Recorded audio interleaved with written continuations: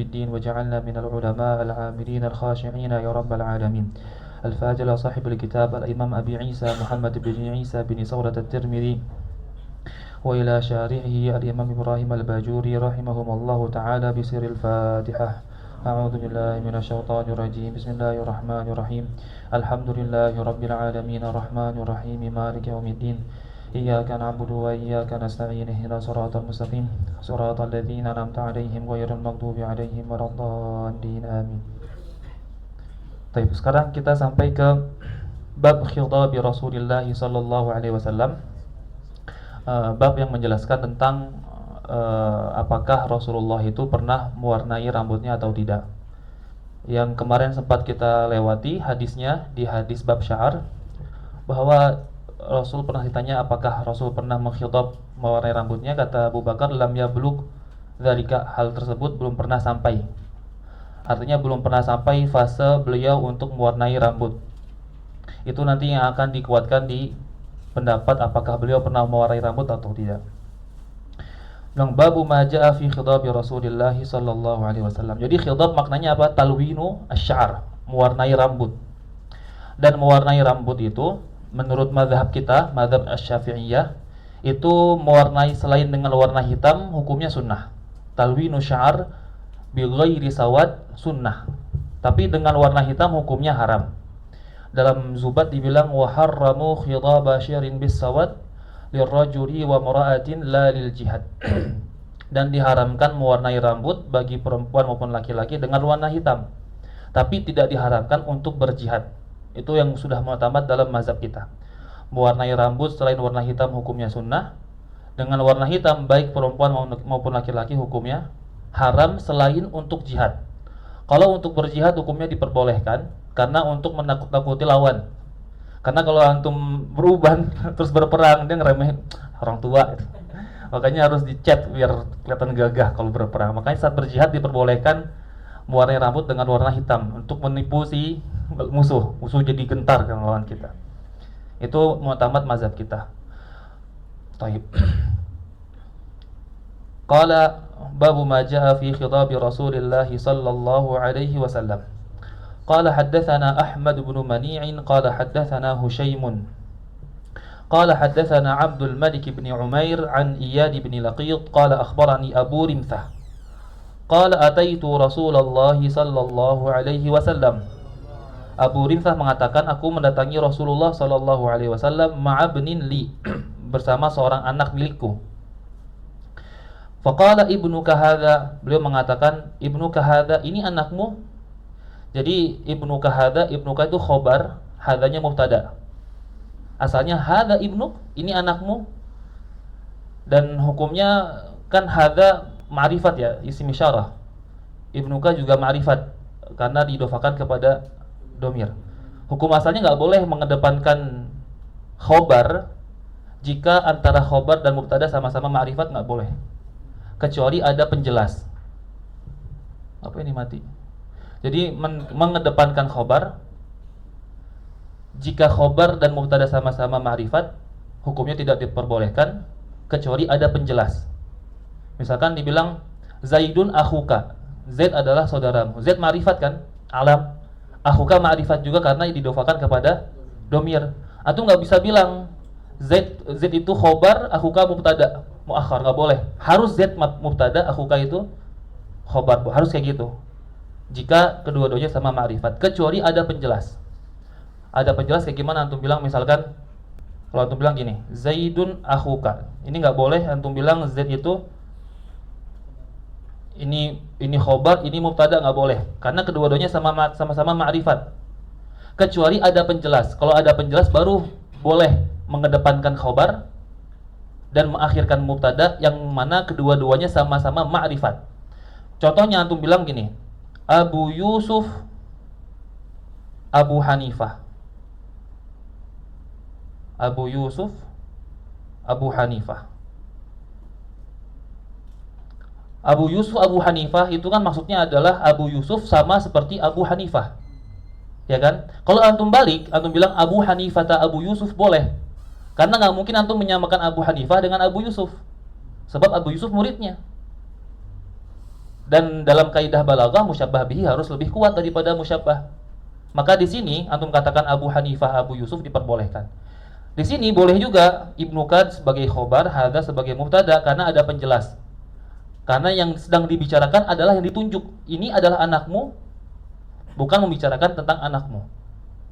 Itu ya dibilang dalam Alfiyah, famna'u hina yastawil juz'ani urfan aw nuqran adimai bayani. Tidak diperbolehkan mengedepankan khobar jika kedua-duanya sama ma'rifat. Fakultu na'am asyhadu bihi. Beliau mengatakan betul, aku bersaksi atas anakku ini. Beliau mengatakan qala la yajni 'alaika wa la tajni 'alaihi. La yajni diambil dari kata jinayah. Jinayah itu artinya berbuat sebuah kesalahan. Tapi yang diinginkan di sini la yajni 'alaika, dia tidak merugikan apapun atas hak dirimu. Dia tidak merugikan apapun atas hak dirimu. Artinya dosa-dosa yang dilakukan seorang anak tidak ditanggung oleh orang tua jika dia sudah balik. Wala tajni 'alaihi, dan kamu juga tidak akan merugikan haknya dia. Artinya dosa-dosa kamu sebagai orang tua tidak ditanggung oleh dia sebagai anak. Qala wa ra'aitu syaiba ahmara. Ini menjadi syahid. Kata Abu Rimthah, aku melihat uban berwarna merah. Artinya apa? Artinya Rasul itu mewarnai. Kalau kita lihat hadis di sini, wa ra'aitu syaiba ahmara, dan aku melihat uban berwarna merah. Ini menjadi syahid, menjadi dalil bahwa beliau pernah mewarnai ubannya, rambutnya. Nanti akan lebih banyak riwayat yang mengatakan beliau tidak pernah mewarnai rambut. Sebagaimana riwayat yang pernah kita lewati, lam yablugh dzalika. Cara menggabungkan dua riwayat tersebut yang menafikan beliau tidak pernah beruban, menafikan beliau tidak pernah mewarnai, itu menghukumi fi ghalibil ahwal. Rata-rata biasanya Rasul tidak pernah mewarnai rambutnya. Adapun yang mengisbat beliau pernah mewarnai, artinya pernah mewarnai fi waqtin, pada suatu waktu, tapi pada ghalibil awqat beliau tidak pernah mewarnai ubannya. Itu cara mengcompare antara dua riwayat tersebut yang menafikan dan mengisbat. Karena hadis yang telah lewat lam yablugh dzalika itu. Baik. Qala Abu Isa hadza ahsanu syai'in ruya fi hadzal bab. Ini adalah hal yang paling bagus yang diriwayatkan dalam bab ini.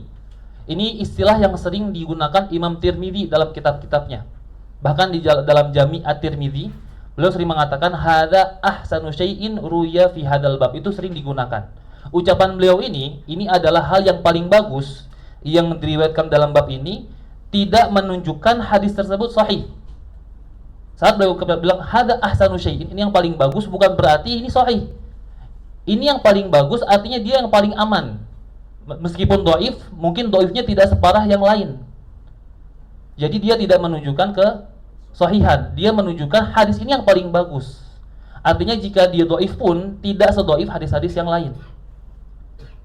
Hadza ahsanu syai'in ruya fi hadzal bab wa afsar, dan yang paling menjelaskan. Li'anna riwayat as-sahihah, karena riwayat-riwayat yang sahih, anna Nabiya sallallahu alaihi wasallam lam yablughi syaiba, karena Nabi tidak pernah sampai ke fase beruban yang banyak.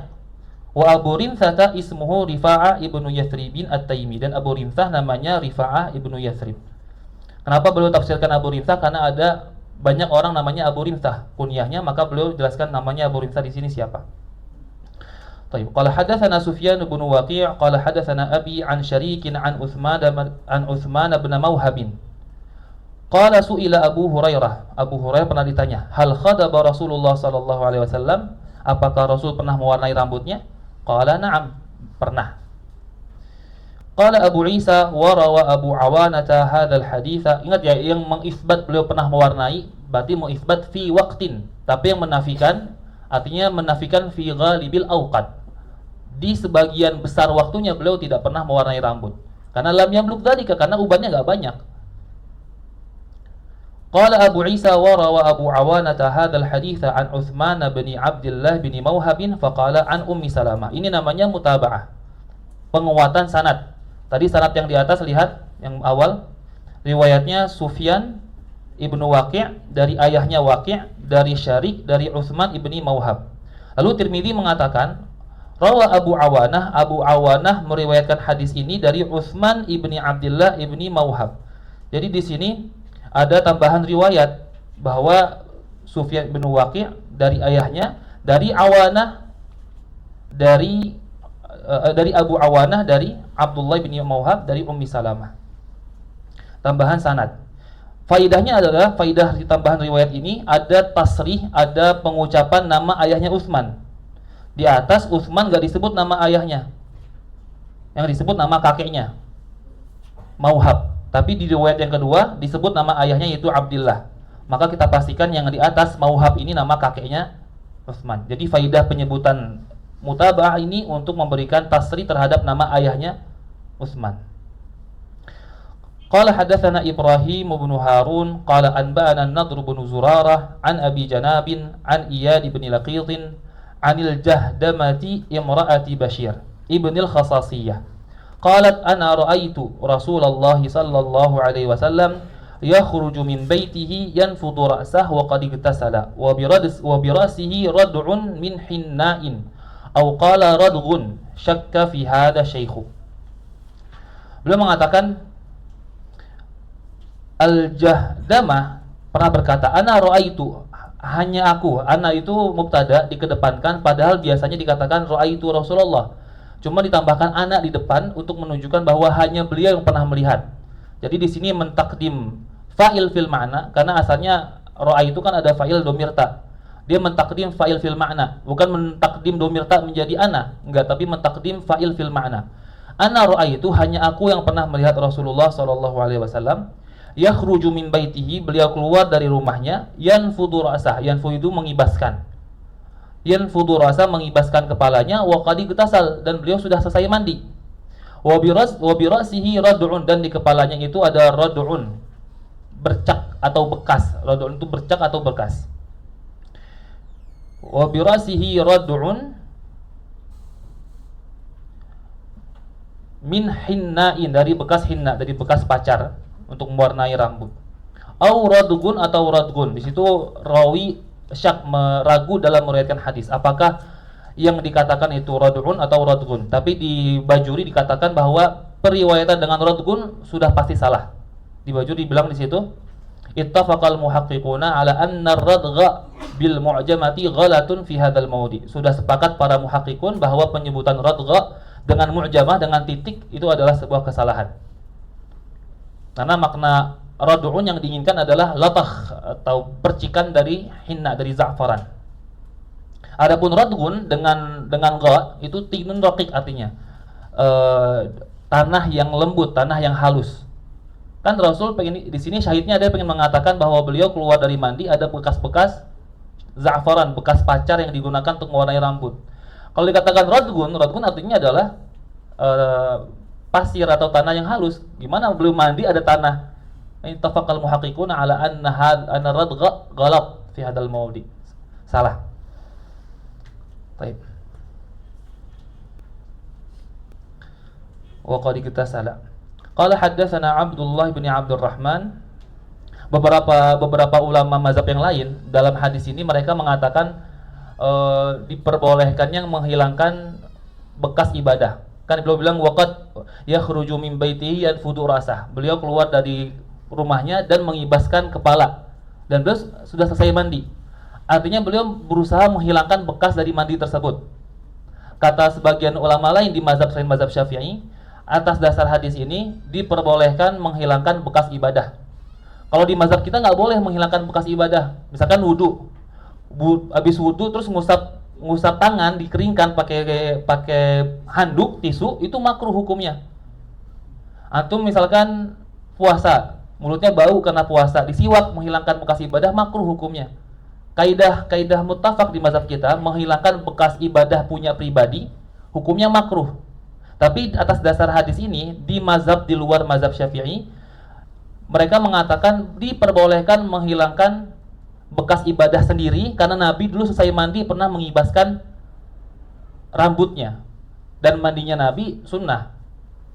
Mandinya Nabi sunnah. Maka atas dasar waqad iktasala, berarti beliau diperbolehkan menghilangkan bekas ibadah pribadi. Adapun menghilangkan bekas ibadah orang lain, izalatu athari ibadatil ghair haram. Misalkan orang lagi puasa, mulutnya bau antum siwakin. Biar baunya hilang. Itu hukumnya haram. Karena kalau ibadah sendiri nggak makruh karena punya pribadi. Tapi kalau menghilangkan izalatu athari ibadatil ghair hukumnya haram. Misalkan tafrik masalahnya kalau orang syahid kan ada darah-darah. Atau nggak boleh mandiin dia karena menghilangkan darahnya. Hukumnya haram menghilangkan darah tersebut karena izalatu athari ibadatil ghair hukumnya haram. Jadi itu kiaskan saja, setiap ada bekas-bekas ibadah jika dihilangkan hukumnya itu makruh punya pribadi, haram punya orang lain. Kan tafrik masalah yang lain diantaranya menghilangkan bekas-bekas debu yang di jabah saat sujud. Hukumnya makruh. Antum sujud ada debu-debu antum hapus, itu makruh karena menghilangkan bekas ibadah. Ila akhirih. Nah, tapi atas dasar hadis ini yakhruju min baitihi yanfudhu ra'sah wa qad igtasala, mazhab yang lain menggunakan hadis ini sebagai dalil boleh menghilangkan bekas ibadah jika punya pribadi, enggak makruh. Baik. Qala hadatsana Abdullah bin Abdurrahman qala hadatsana Amr bin Asim qala hadatsana Hammad bin Salamah qala hadatsana Humaid an Anasin qala ra'aitu sya'ara Rasulillah sallallahu alaihi wasallam makhduba. Aku melihat rambutnya Rasul sallallahu alaihi wasallam makhduba, itu diwarnai. Antum perlu tahu bahwa Humaid yang ada disebutkan dalam riwayat ini, Humaid itu thiqah, dia orang terpercaya dalam rawi. Tapi dia mudallis. Orang yang suka menghilangkan nama gurunya, melongkap nama gurunya, menyebut nama yang di atasnya. Meskipun dia terpercaya, orang thiqah yang enggak pernah berdusta, tapi sering tadlis dalam riwayat. Dia dikatakan kalau dalam tarjamah thiqatun mudallis. Artinya kalau dia tidak mentasrih sama, tidak mentasrih dia pernah mendengar dari Anas, itu perlu dicek ulang apakah benar Humaid itu meriwayatkan dari Anas atau tidak hadis ini, ra'aitu Rasulullah makhtuba. Nah, karena si Humaid ini itu kontroversial riwayatnya, Imam Tirmizi mendatangkan sanad yang lain. Beliau bilang qala Hammad wa akhbarana Abdullah. Jadi atas dasar mengapa Tirmizi di sini mendatangkan dua riwayat. Pertama sanadnya Humaid, kedua Hammad. Atas dasar Humaid itu kontroversial. Maka dibilang di sini qala Hammad wa akhbarana Abdullah bin Muhammad bin Aqil qala ra'aitu sya'ra Rasulillah sallallahu alaihi wasallam inda Anas bin Malik makhduba. Aku melihat rambutnya Rasul di Anas bin Malik itu diwarnai. Cuman sanad ini atau hadis ini pertama tadi asal hadisnya diriwayatkan oleh Humaid, yang mana Humaid kontroversial. Yang kedua, orang Arab itu punya kebiasaan jika mereka itu mendapatkan warisan rambut itu diwarnai biar awet.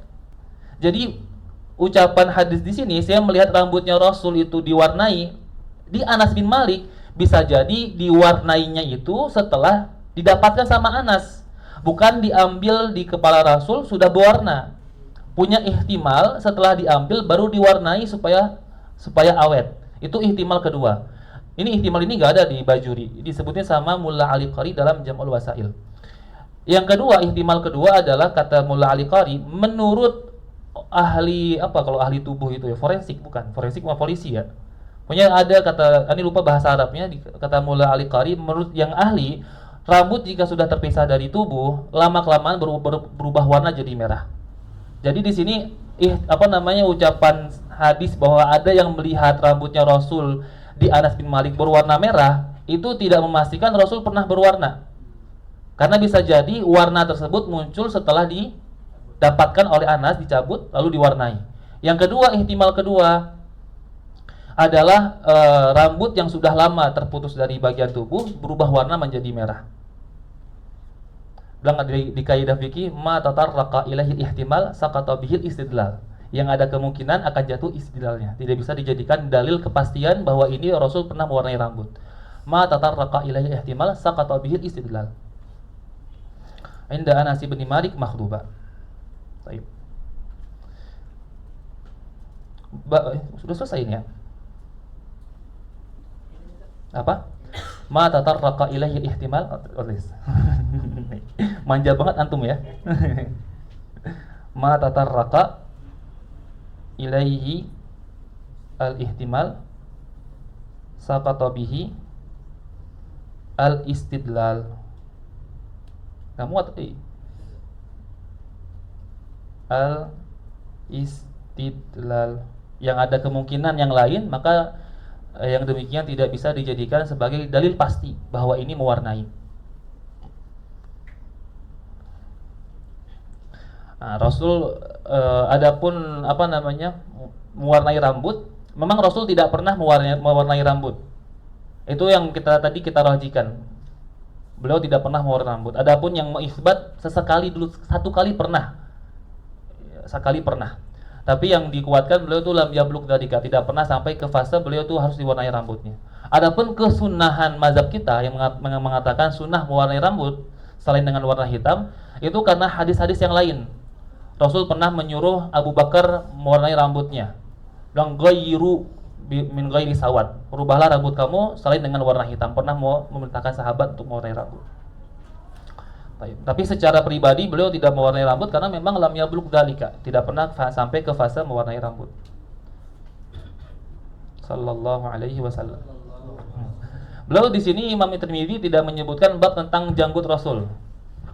Tidak menyebutkan bab tentang fi lihyatihi sallallahu alaihi wasallam, meskipun di buku-buku syama'il yang mutakhirin ada yang menyebutkan bab khusus dalam menyebutkan janggutnya Rasul sallallahu alaihi wasallam. Tapi sudah lewat di kita beberapa bagian kecilnya. Di antaranya Rasul punya janggut yang tebal, kafu al-lihyah. Di antaranya janggut Rasul itu biasanya kalau beliau sedang memikirkan sesuatu dipegang janggutnya seperti ini. Kalau sedang memikirkan hal yang penting dikedepankan kayak gini janggutnya. Kedepankan. Sallallahu alaihi wasallam. Baik. Babu ma jaa fi kuhli Rasulillah sallallahu alaihi wasallam, yang menjelaskan tentang celaknya Rasul sallallahu alaihi wasallam. Celak ini digunakan sebagai perhiasan di mata. Asalnya kuhul itu kullu ma yudha'u fil ain lisyifa, setiap sesuatu yang diletakkan di mata untuk pengobatan disebut dengan kuhul. Jadi kullu ma yudha'u lisyifa disebut dengan kuhul. Kullu ma yudha'u fil ain lisyifa disebut dengan kuhul. Segala sesuatu yang diletakkan di mata untuk pengobatan disebut dengan kuhul. Adapun kahul dengan fathah kaf itu fiilnya. Fiil meletakkan kuhul di mata disebut dengan kahal. Kalau kahal dengan fathah kaf itu ja'lul kuhul fil ain. Ja'lul kuhul fil ain. Dan dia sunnah menurut mazhab kita Asy-Syafi'iyah, sunnah. Dan fungsinya dua, at-tazayyun sama tatabbub, untuk menghias dan untuk pengobatan. Baik. Qala haddatsana Muhammad ibnu Humaid ar-Razi qala haddatsana Abu Dawud at-Tayalisi an Abbad bin Mansur an Ikrimah. Sudah lewat Ikrimah ya, waktu itu kita jelasin Ikrimah. Seorang, ya, antum ingatnya Khawarijnya ya. Ada cerita positif jadi awal yang Khawarijnya. Apa yang positif dari Ikrimah? Beliau berfatwa saat Ibnu Abbas masih ada. Orang paling alim di antara tabi'in di ilmu tafsir. Itu yang positif. Kebiasaan julid yang ingat.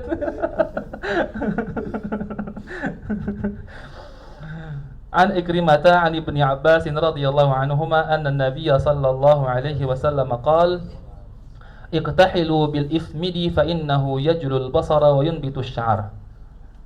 Bercelaklah engkau kalian semua dengan ismid. Ismid itu nama ini ya, nama mineral. Dia tuh dari batu tambang, mineral batu tambang, lalu dihancurkan, dijadikan sebagai bubuk dicampur dengan air.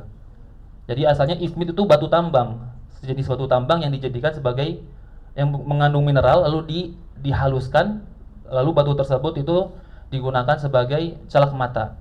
Nah, batu tambang ini, batu tambang yang mengandung mineral untuk mata yang dinamakan dengan ismid, itu adanya di Iran, kalau enggak di Hijaz.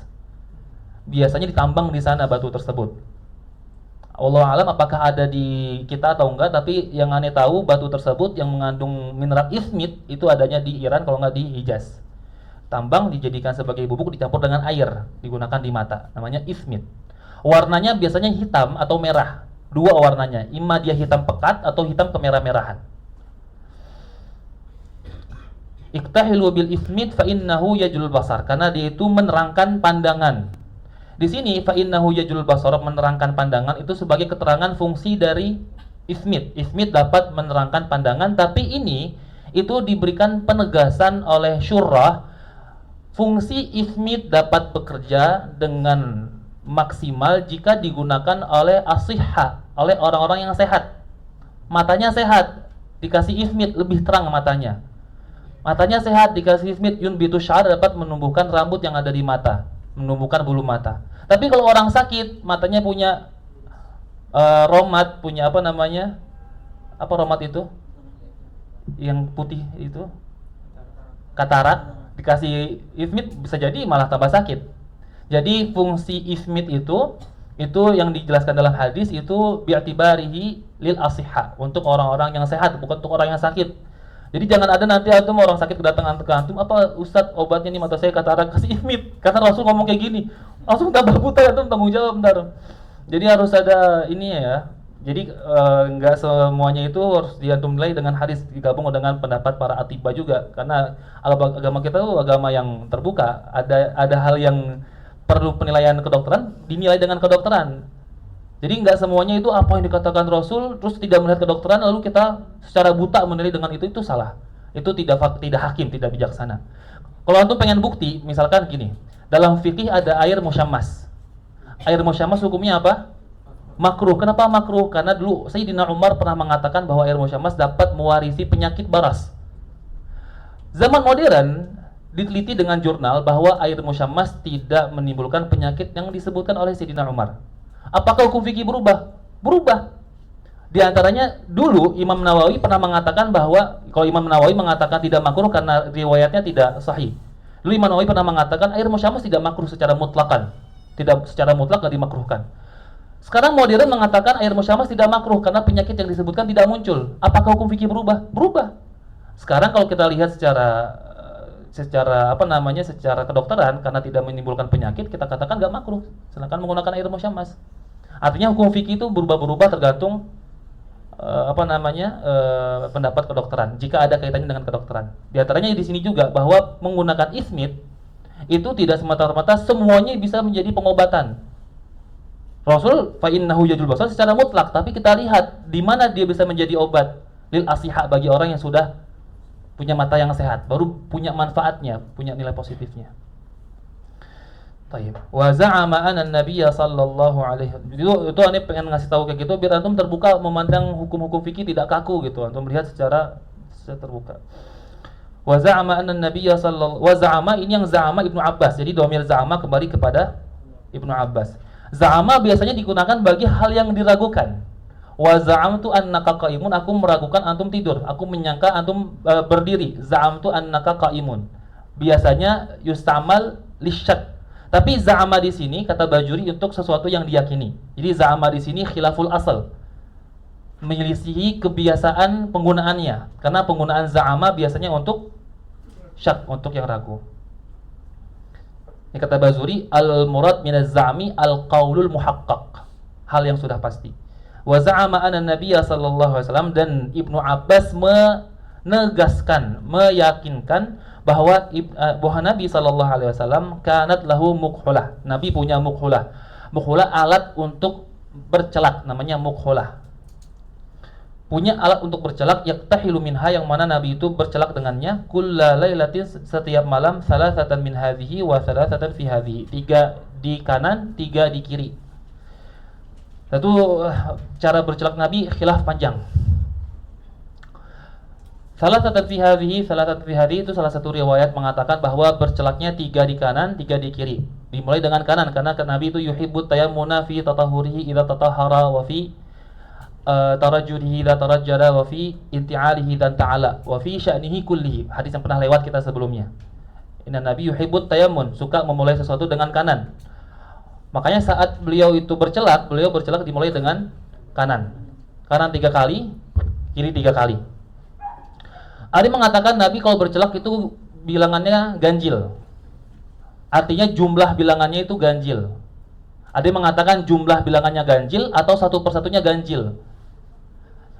Jika mengatakan jumlah bilangannya ganjil, maka 3 kanan 2 kiri. Majmu' iktihalnya itu witer. Jumlah bilangan dari bercelaknya itu ganjil, 3, 2. Jumlahnya ganjil. Ada yang mengatakan ganjilnya itu masing-masing 3 kanan 3 kiri ganjil. Jadi panjang sekali khilafnya. Tapi ala kulli hal yang yang ditegaskan oleh Ibnu Hajar Al-Asqalani, beliau itu mengatakan al-asah masing-masing dari mata dicelaki dengan bilangan ganjil 3 dengan 3. Baik. Qala hadatsana Abdullah bin Sabbahin al-Hashimi al-Basri, qala hadatsana Ubaidullah bin Musa, qala hadatsana Israilu an Abbad bin Mansur. Ini baru pertama kali kita lewat. Ini adalah istilah muhadditsin untuk menunjukkan pindahnya sanad. Jadi ini yadullu ala tahwilil isnad, menunjukkan perpindahan sanad.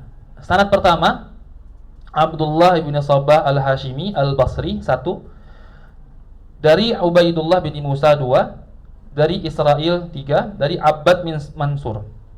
Lalu pindah sanadnya ini bisa dibaca dengan 3 cara. Bisa dibaca dengan dengan hurufnya. Antum baca hadis misalnya baca ke syekh. Qala hadatsana fulan ada qala hadatsana. Dibaca dengan atau dibaca dengan tahwil. Bukan tahwil kuliah. Tahwil. Bisa baca hadatsana Abdullah an Abbad bin Mansur tahwil qala hadatsana. Atau enggak dibaca sama sekali.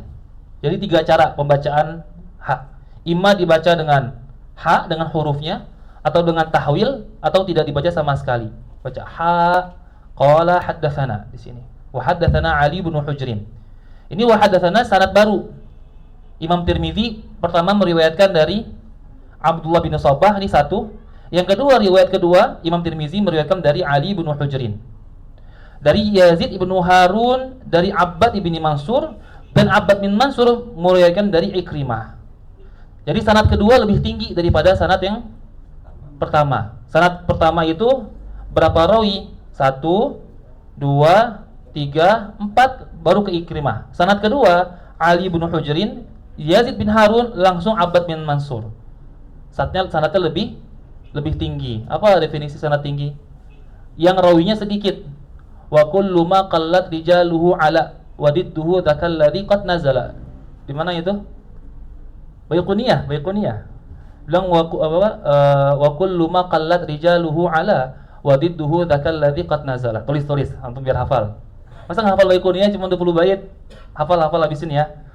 Wa kullu ma qallat rijaluhu ala wadidduhu dzakal ladzi qad nazala. Setiap yang sedikit rawinya disebut ala, sanad yang tinggi. Wadidduhu dzakal ladzi qad nazala, dan kebalikannya, yang sanad yang rawinya banyak disebut sanad yang nazil. Wa kullu ma qallat rijaluhu ala wadidduhu dzakal ladzi qad nazala. Udah berapa bait hari ini? Hari bait Zubat 1. Wa harramu khitab basyirin bisawad li rajuli wa mar'atin la lil jihad.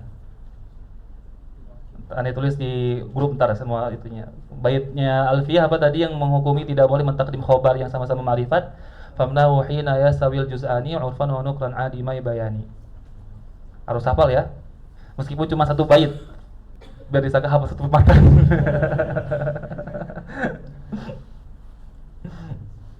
Baik.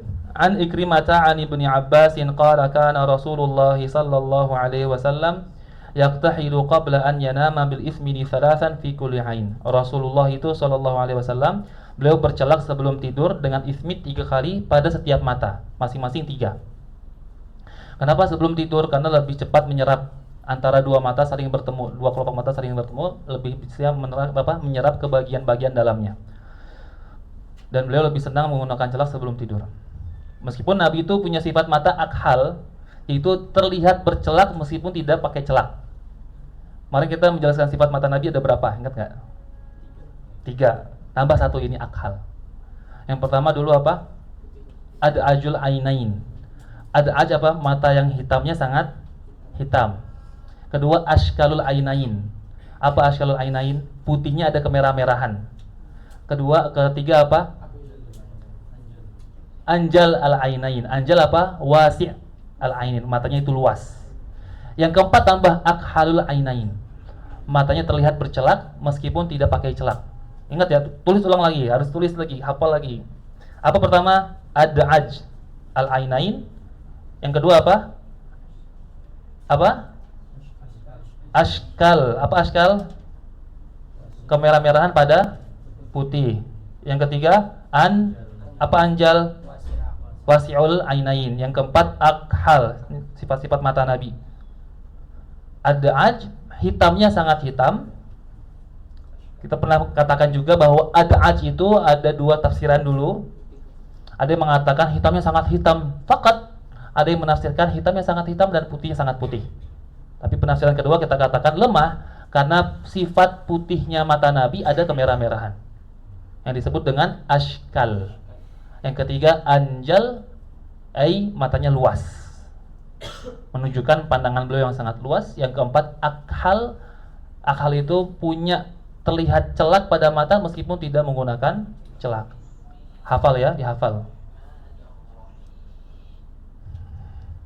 Kana Rasulullah sallallahu alaihi wasallam yaktahilu qabla an yanama bil ismidi thalathan fi kulli ain. Wa qala Yazid bin Harun fi hadithihi inna an-nabiyya sallallahu alaihi wasallam kanat lahu muqhulatun yaktahilu minha 'inda an-naumi thalathan fi kulli ain. Yazid ibnu Harun di sini antum lihat tadi kan di awal ada dua rawi, ada dua sanad. Sanad pertama tadi sanadnya Abdullah bin Sabbah, di sanad kedua Ali bin Hujrin. Sama-sama mereka bermuara kepada Abbad ibni Mansur. Tapi dua sanad ini punya dua hadis yang berbeda.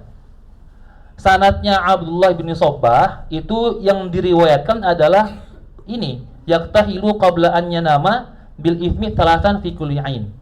Rasul itu bercelak sebelum tidur dengan ismit 3 kali pada setiap mata. Jadi hadis pertama itu hadis riwayatnya Abdullah ibnu Sabbah. Yang kedua, yang kanat lahu muqhulatun yaktahilu minha inda naumi thalathan, beliau punya muqhulah yang digunakan untuk bercelak 3 kali sebelum saat tidur. Itu hadisnya Yazid bin Harun. Hadisnya Yazid ibnu Harun yang sanadnya Ali bin Hujrin. Dua-duanya sanadnya Abbad bin Mansur. Abbad bin Mansur meriwayatkan dua hadis ini, tapi yang meriwayatkan di atasnya beda.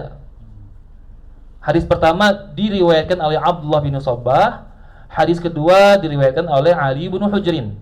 Kedua-duanya bermuara kepada Abbad bin Mansur, tapi lafaz hadis yang diriwayatkan berbeda.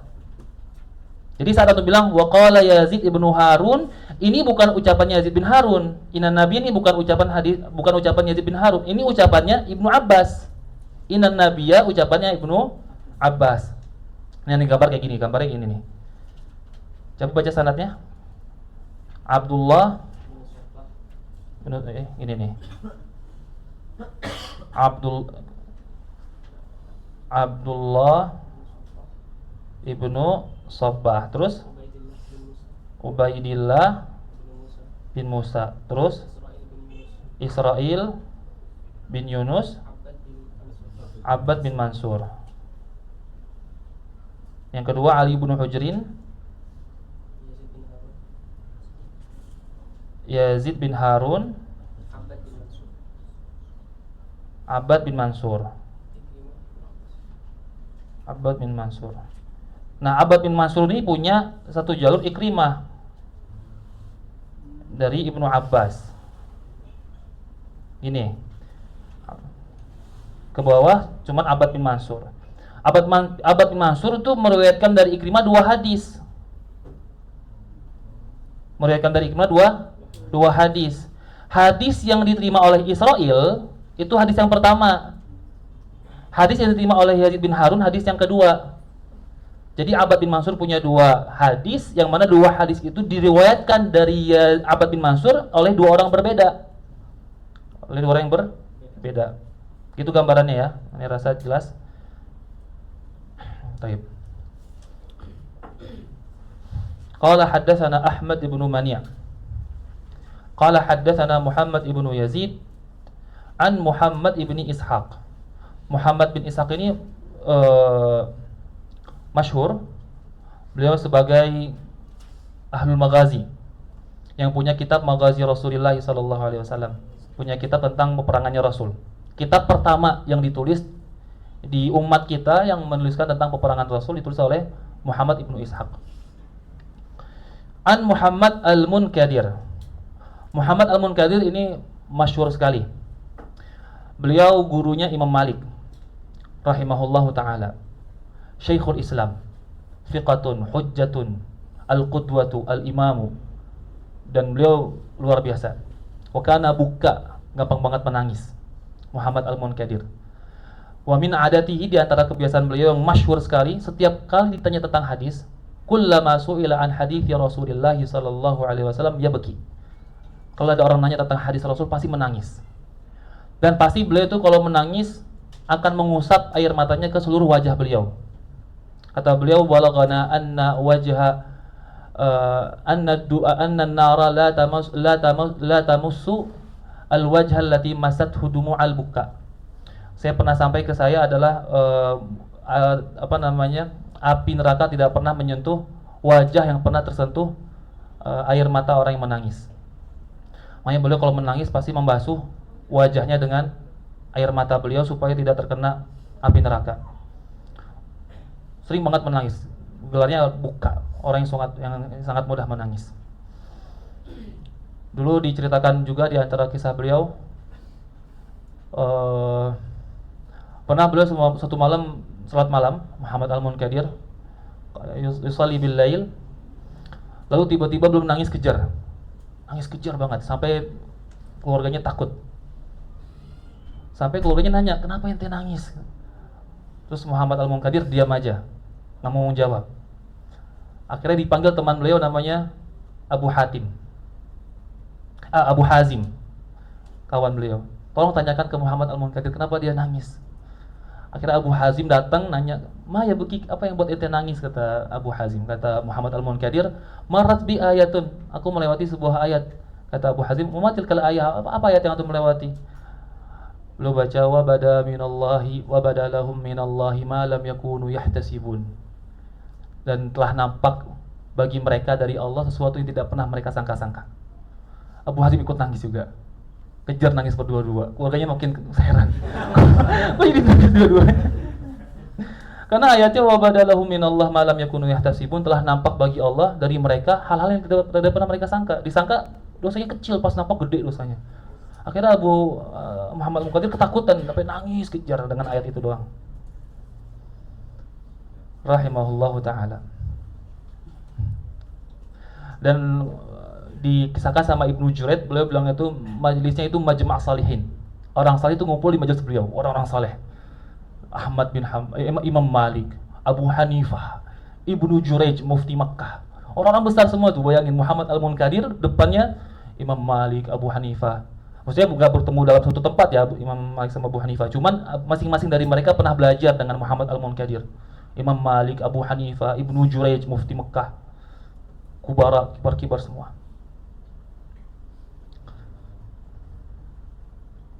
Rahimahullahu ta'ala. An Jabirin huwa ibnu Abdullah qala Rasulullah sallallahu alaihi wasallam alaikum bil ismi di 'inda an-naum. Dan pernah dibilang dulu enggak beda, orang beda. Bukan Muhammad Munkadir. An Jabirin huwa ibnu Abdullah qala Rasulullah sallallahu alaihi wasallam alaikum bil ismi di 'inda an-naum. Hendaknya kalian menggunakan ismid saat mau tidur, fa innahu yajlul basar wa yumbitu syar, karena itu menerangkan mata dan menumbuhkan rambut. Ai bi'tibarihi lil asihha, untuk orang yang sudah sehat matanya, bukan untuk orang yang sakit. Qala hadatsana Qutaibah bin Sa'id qala hadatsana Bishr bin al-Mufaddal an Abdullah bin Utsman bin Khuthaim an Sa'id bin Jubair. Sebentar nih, Ibnu al-Mufaddal. Bishr bin al-Mufaddal ini juga orang yang besar, salah satu zuhad. Beliau salat satu hari 400 rakaat. Bishr al-Mufaddal yusalli fi kulli yawm 400 raka'ah wa kana yasumu yawman wa yuftiru yawman. Puasa sekali buka sekali puasa Daud. Bishrul Mufattal. Bahkan Abu Daud itu pernah mengatakan tentang Bishrul Mufattal ini, yang rawi ini, "Lam kullun nasi qad akhta'a fi hadithihi illa Bishr ibn Mufattal." Kata Abu Daud. Semua orang pasti pernah salah dalam hadisnya. Dalam periwayatan hadis pernah salah, kecuali Bishr ibn Mufattal. Beliau enggak pernah salah dalam periwayatan hadis. Siapa? Abu Dawud yang ngomong. Kullun nasi qad akhta'a fi hadithihi illa Bishr ibn al-Fattal. An Abdullah bin Uthman ibn Khuthaim, an Sa'id bin Jubair. Sa'id bin Jubair tabi'i jalil, di antara tabi'in yang paling afdal, Sa'id bin Jubair, dan punya kisah masyhur. Dan antum harus tahu kisah ini, dikisahkan sama Al-Bajuri di situ. Kisah dia tentang Hajjaj. Jadi Sa'id bin Jubair ini orang yang sangat alim, sangat zuhud, tapi dia punya masalah dengan Hajjaj. Dia di sini dikisahkan Bajuri, antum lihat di Bajuri itu dibilang wahya annahu lamma awqafahu qaddama, Sa'id bin Jubair itu dihadapkan oleh Hajjaj, dan Hajjaj terkenal sebagai pembunuh ya. Hajjaj sebagai pembunuh. Kalau ma taqulu fiyya ya Sa'id? Apa pendapatmu tentang diriku wahai Sa'id? Kata Hajjaj. Bilang qala anta qasid adil. Ente qasid adil. Terus kata orang-orang ngelihat si Hajjaj tertekan. Kok ente ngomong begini? Di hatinya si Hajjaj, iktamma Hajjaj. Orang-orang bilang, dia udah muji ente, kenapa ente tertekan? Iskut ya jual, diam ente bodoh. Ini qasid adil itu bukan muji. Qasid adil itu mencela. Qasid artinya zalim, adil itu artinya orang musyrik. Terus Hajjaj kasih dalil. Di Quran dibilang wa ammal qasituna fakanu li jahannam hataba. Orang qasid, orang zalim itu akan dijadikan sebagai hatab di neraka, sebagai bahan bakar di neraka. Qasid. Bukan qasid artinya adil. Adapun adil itu orang musyrik. Dengan dalil dikatakan qasid di awal. Di Quran dibilang summal ladzina kafaru bi rabbihim ya'dilun. Orang-orang kafir itu dengan Tuhan mereka ya'dilun, mencari lawan, mencari isyrak. Apa isyrak itu? Sekutu. Jadi qasid itu artinya zalim, adil artinya orang yang musyrik. Jadi si Hajjaj pintar, dia tahu bahwa ini si Sa'id bin Jubair nggak muji. Adapun orang yang adil itu artinya muqsid, bukan qasid. Di Quran dibilang innallaha yuhibbul muqsitin. Allah suka orang-orang yang adil. Aqsata fiilnya, bukan qasata. Kalau qasata artinya zalim, zalama. Tapi kalau aqsata artinya adil. Adapun adalah itu dia dikatakan adil jika ta'diyahnya dengan fi. Adalah fi amrihi, dia adil dalam perkara ini. Adapun jika ta'diyahnya dengan ba, itu dia dikatakan sebagai orang yang musyrik. Kayak tsummal ladzina kafaru bi rabbihim ya'dilun dengan ba. Artinya bukan adil. Akhirnya si Hajjaj marah. Ente mengatakan saya itu zalim dan saya musyrik. Akhirnya dibunuh Sa'id bin Jubair. Dipotong kepalanya, di ngomong la ilaha illallah. Dan sebelum wafat Sa'id bin Jubair mengatakan berdoa, Allahumma la tusallithu ala ahadin min ba'di. Ya Allah, janganlah engkau berikan kekuasaan kepada Hajjaj setelahku untuk membunuh siapapun. Akhirnya Hajjaj cuman bertahan 15 hari setelah membunuh Sa'id bin Jubair. Dia mati setelah itu dengan kematian yang sangat tragis. Karena Sa'id bin Jubair orang yang sangat zahid, sangat abid. Bahkan dikatakan di situ diriwayatkan oleh beberapa orang bahwa Sa'id bin Jubair yakhtimul Quran fi kulli lailatain, menghatamkan Quran selama setiap 2 hari. Bahkan dikatakan dulu orang-orang Sa'id bin Jubair tinggal di Kufah ya, tinggal di Kufah. Dulu orang-orang Kufah pergi haji, ketemu sama Ibnu Abbas di Mekah. Pas di Mekah mereka minta fatwa dengan Ibnu Abbas. Kata Ibnu Abbas, kenapa nanti minta fatwa ke aneh? Di Kufah ada Sa'id bin Jubair. Jadi diakui sama Ibnu Abbas tentang keilmuannya Sa'id bin Jubair. Orang alim, dibunuh sama Hajjaj karena ada sedikit masalah pribadi, dipotong kepalanya. Terus didoakan, Allahumma la tusallitu alayya ala ahadin min ba'di. Janganlah kau berikan kekuasaan kepadanya untuk membunuh siapapun setelahku. Sa'id bin Jubair. Ani bin Abbas qala Rasulullah sallallahu alaihi wasallam inna khayra akhalikumul ithmit. Sebaik-baiknya celak bagi kalian adalah ismit, yajlul basara wa yunbitu sya'ar, dapat menerangkan pandangan dan menumbuhkan rambut. Qala hadatsana Ibrahim bin al-Mustamir al-Basri qala hadatsana Abu Asim an Utsman bin Abdul Malik an Salim an Ibnu Umar qala qala Rasulullah sallallahu alaihi wasallam alaikum bil ismidi fa innahu yajlul basar wa yunbitu sya'ar. Baik. Hadisnya cuma itu diulang-ulang untuk menguatkan taqwiyah lil asani. Qalu babu ma jaa fi libasi Rasulillah sallallahu alaihi wasallam. Tentang pakaiannya Rasulullah sallallahu alaihi wasallam. Dan ini bab yang sangat penting, cara berpakaiannya Rasul sallallahu alaihi wasallam, dan di sini ada banyak lataif dan hal-hal yang unik tentang bagaimana Rasul berpakaian. Asalnya gunanya pakaian selain untuk menutup aurat, itu gunanya adalah untuk al-adab ma'allah, untuk beradab di hadapan Allah Subhanahu wa taala. Al-gharadu minal libas al-adab ma'allah Subhanahu wa taala, untuk menunjukkan rasa adab, rasa malu kepada Allah Subhanahu wa taala. Jadinya meskipun nanti kita di kamar, tetap kita menutup aurat meskipun nggak ada yang lihat. Boleh kita buka aurat kita saat nggak ada siapapun di tempat yang tersembunyi. Tapi secara adab itu tidak dianjurkan selama tidak ada hajat. Jadi al-gharad minal libas di antaranya satrul aurat dan al-adab ma Allah Subhanahu wa taala. Di antara tujuan setan adalah menghilangkan pakaian manusia. Waktu itu makanya saat Sayyidina Adam alaihi salam dikeluarkan dari surga, sebelumnya terjadi apa? Pakaiannya dicopot. Hingga Sayyidina Adam dan Sayyidina Hawa mencari-cari daun-daun untuk menutupi auratnya. Makanya buka aurat itu tujuan setan. Orang buka aurat, setan sudah senang karena tujuannya sudah tercapai. Di Al-Quran dibilang ya bani Adam la yaftinannakum syaitanu kama akhraja abawaykum minal jannati yanzi'u anhuma libasahuma. Jadi tujuannya setan mengeluarkan manusia dari surga dan melepas pakaian-pakaiannya. Jadi melepas pakaian, membuka aurat tujuan dari setan. Sedangkan di Al-Quran dibilang khudzu zinatakum inda kulli masjid. Ambillah pakaian zina kalian pada setiap sholat. Al-Quran memerintahkan kita untuk zina, berhias, menggunakan pakaian. Dan sebaik-baiknya orang yang mengamalkan ayat adalah Rasul. Maka kita harus lihat bagaimana Rasul itu ya'khudhu zinatahu 'inda kulli masjidin sallallahu alaihi wasallam. Baik, kita lihat sekarang di sini. Qala haddatsana Muhammad ibnu Humaid ar-Razi. Qala haddatsana al-Fadl bin Musa wa Abu Tumailata wa Zaid bin Hubab an Abdul Mu'min bin Khalid an Abdullah ibn Buraidah an Ummi Salamah radhiyallahu anha qalat kana ahabba thiyabi ila Rasulillah sallallahu alaihi wasallam al-qamis. Qamis adalah pakaian yang paling dicintai bagi Rasulullah sallallahu alaihi wasallam.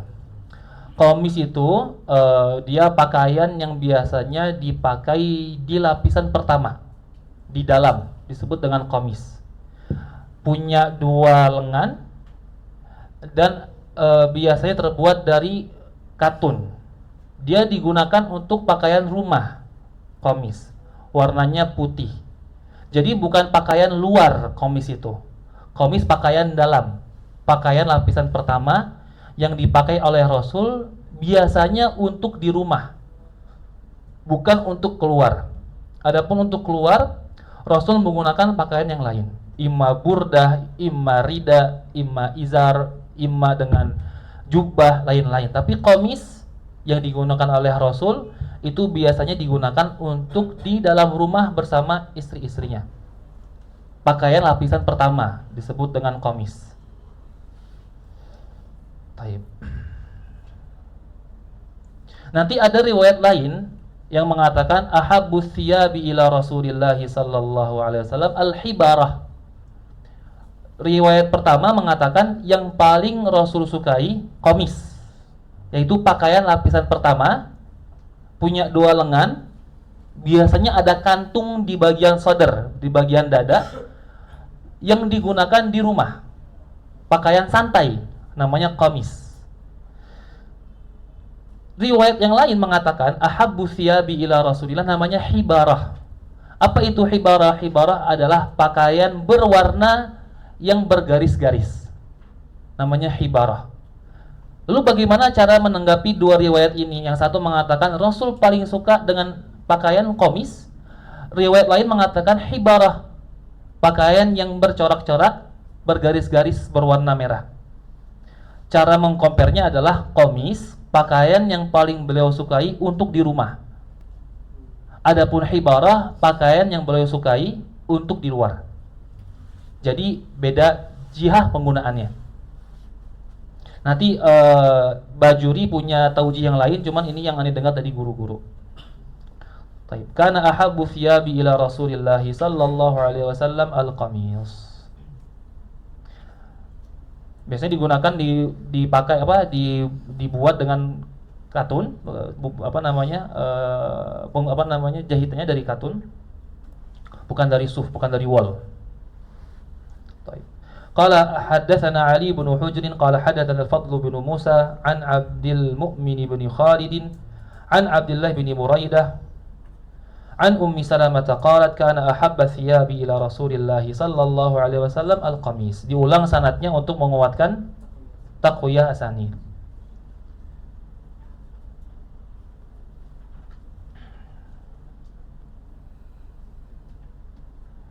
Baik. Ummi Salamah sudah kita jelasin belum siapa orangnya? Istrinya Rasul sallallahu alaihi wasallam.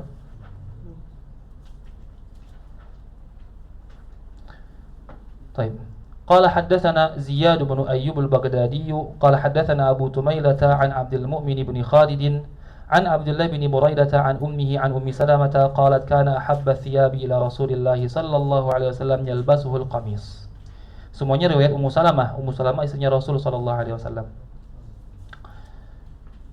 قال هكذا قال زياد بن أيوب في حديثه عن عبد الله بن بريدة عن أمه عن أم سلمة وهكذا روى غير واحد عن أبي تميلة مثل رواية زياد بن أيوب وأبو تميلة يزيد في هذا الحديث عن أمه وهو أصح. Ini saya tidak jelaskan karena ini masalah asanid agak rumit dan perlu waktu.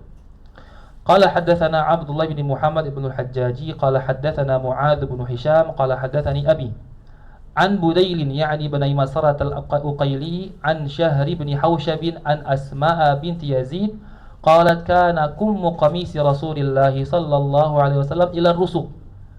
Lengan komisnya Rasul sallallahu alaihi wasallam itu sampai rusuk. Apa itu rusuk? Ane pernah jelasin di awal dulu. Pas jelasin ku', bu', kursu'. Ini apa namanya di sini yang yalil ibham? Ku', yalil khinsir? Kursu'. Kursu'. Yang di tengah-tengah namanya rusuk. Mana bu'? Di kaki. Yalil ibham ar-rijl. Ingat ya. Ku', kursu', rusuk, bu' di bawah di kaki. Tulis sekarang biar nggak lupa. Dibilang ukuran lengan komisnya Rasul. Ingat ya, komis itu pakaian lapisan pertama yang dipakai di dalam, bukan bagian pakaian luar. Pakaian dalam nih, kalau ada pakaian dalam di dalam disebutnya komis. Komisnya sampai rusuk sampai sini. Berarti di antara sunnahnya Rasul nggak pakai komis yang lengan pendek, pakainya lengan panjang sampai rusuk. Nanti antum kalau pakai komis sampai rusuk, dihadirkan di kepala antum, saya pengen ikut Rasul, dapat pahala. Jadi kalau pakai doang karena ganteng, nggak ada istihdar itunya, nggak ada cahayanya. Kan mana tadi hadisnya? Kan aku muqamisi Rasulillah sallallahu alaihi wasallam ila rusuk. Di sini ada Asma binti Yazid. Asma binti Yazid salah satu perempuan yang khatib mufawwah, seorang pembicara hebat di zamannya. Asma binti Abi Bakar. Asma binti Yazid. Seorang khatib, seorang pembicara. Dia kalau misalkan perempuan ngadep ke Rasul, dia ngomong. Namanya Asma binti Yazid. Dia punya kisah masyhur saat perang Uhud, Asma binti Yazid. Di mana waktu itu kan Uhud Rasul terjadi kekalahan. Rasul kena serangan. Berdarah pelipisnya, giginya berdarah, copot.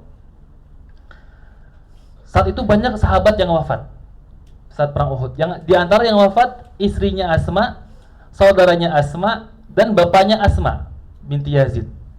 Tapi saat perang Uhud selesai dan pasukan pulang, si Asma nanya, mana Rasulullah, mana Rasulullah. Padahal yang wafat anaknya, suaminya, abangnya pada wafat. Yang tanya, mana Rasulullah, mana Rasulullah. Dia bikhair, kata Asma.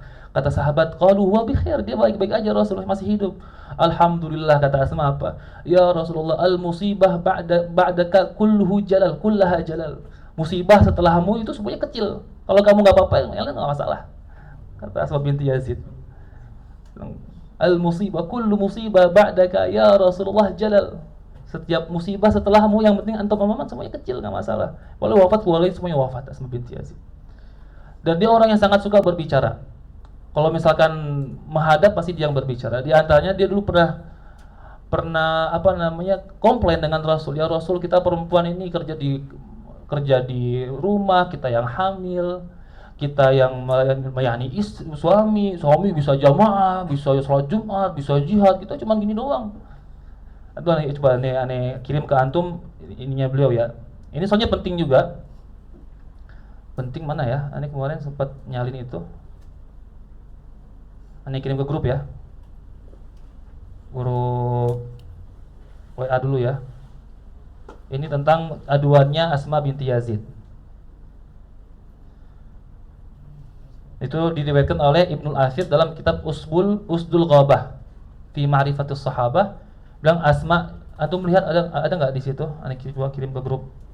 Kirim ke grup Kirim ke grup Syamail di Telegram. Kita lihat di sini.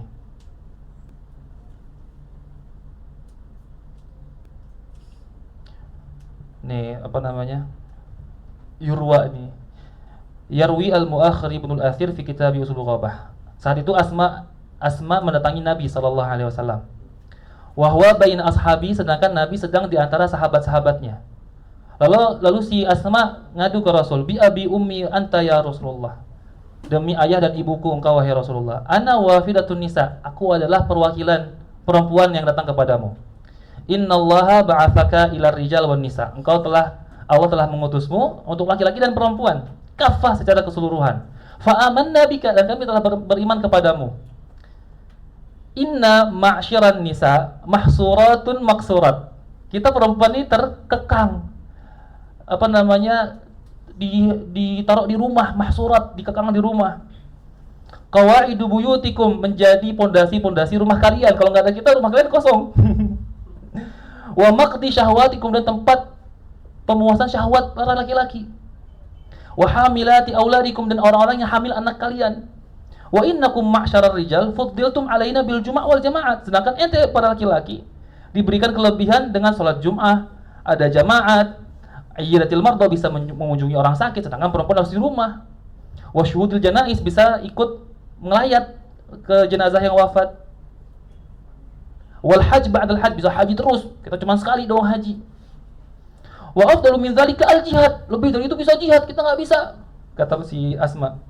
Wa innar rijal idza kharaja hajjan aw mu'tamiran aw mujahidan hafizna lakum amwalakum wa ghazalna athwabakum wa rabbaina lakum aulakum. Laki-laki kalau keluar haji atau umrah, kita yang jaga anak kalian, kita yang menenun pakaian kalian, kita yang jaga anak kalian. Ngadu. Fama nusyarikukum fi hadzal ajr wal khair, kita enggak bisa ikut cari pahala. Syuf. Apa yang dijadikan pikiran si Asma? Pahala. Kita nggak bisa dapat pahala kayak rijal, kayak perempuan. Bukan masalah yang lain ya. Ini pengen ngasih unjuk syahidnya di sini. Saat dia ngadu tentang hal yang banyak itu, yang dia takutkan apa? Pahalanya nggak sebanyak laki-laki. Asma binti Yazid. Faman nusyarikukum fi hadzal ajr wal khair. Faltafan Nabi sallallahu alaihi wasallam. Nabi nengok ke sahabat-sahabatnya. Bilang apa kata Nabi? Hal sami'tum maqalata imra'atin qattu ahsana min musa'alatiha fi amri diniha min hadhihi? Apakah engkau pernah mendengar ucapan perempuan yang lebih indah, lebih bagus daripada permintaan perempuan ini tentang agamanya? Karena dia ngasih, saya terkekang gini-gini, yang dikira saya pengen bebas. Enggak, dia mikir gimana pahalanya lebih banyak daripada laki-laki. Asma binti Yazid. Gimana pahalanya lebih banyak? Terus kata Rasul apa? Faqalu ya Rasulullah, ma dhananna anna mar'atan tahtadi ila mithli hadza. Saya enggak pernah mengira ada perempuan yang bisa ngomong kayak gini. Faltafa Nabi sallallahu alaihi wasallam ilaihi. Nabi nengok ke Asma binti Yazid. Ifhami ayyatuhal mar'ah. Pahami wahai perempuan. Wa a'limi man khalfaka minan nisa, dan ajarkanlah orang-orang yang di belakangmu dari perempuan-perempuan yang lain. Anna husna taba'ulil mar'a li zawjiha, bahwa bagusnya hubungan perempuan dengan laki-laki, dengan suaminya.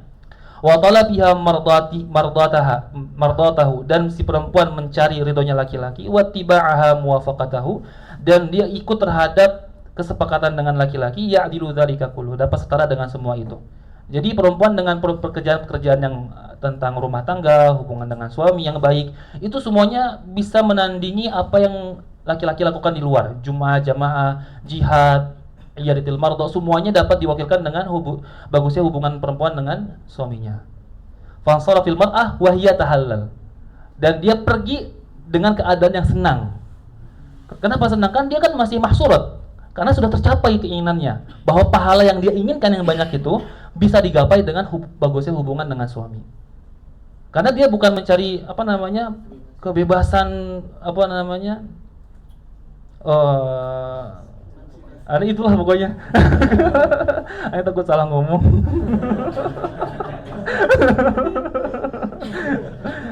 Tapi insya Allah paham lah. Aduh, ngeri. Itulah intinya. Saya pengen bilang Asma binti Yazid orang yang suka berbicara dan hebat dalam mengungkapkan sesuatu, bahkan sampai dipuji sama Rasul. Sampai dipuji sama Rasulullah sallallahu alaihi wasallam. Semana kita tadi. Qala hadatsana Abu Ammar Al-Husain bin Huraits. Qala hadatsana Abu Nuaim. Qala hadatsana Zuhair an Urwah bin Abdullah bin Qushair an Muawiyah bin Qurrah an Abi. Tapi bukan berarti perempuan itu tidak boleh keluar, tidak boleh terkekang di kamar, di rumah terus. Itu semuanya bisa dikomunikasikan dengan suaminya. Sehingga perempuan juga dalam berjihad punya kontribusi, diantaranya dia menjadi perawat para mujahidin. Nanti ada beberapa kisah perempuan yang juga punya kontribusi di hal-hal yang lain. Nanti kita kalau lewat kita ceritakan.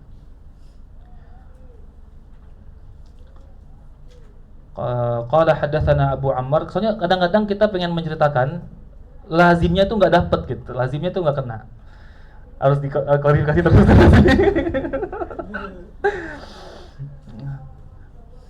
Qala hadatsana Abu Ammar Al-Husain bin Huraits qala hadatsana Abu Nuaim qala hadatsana Zuhair an Urwah bin Abdullah bin Qushair an Muawiyah bin Qurrah an abihi.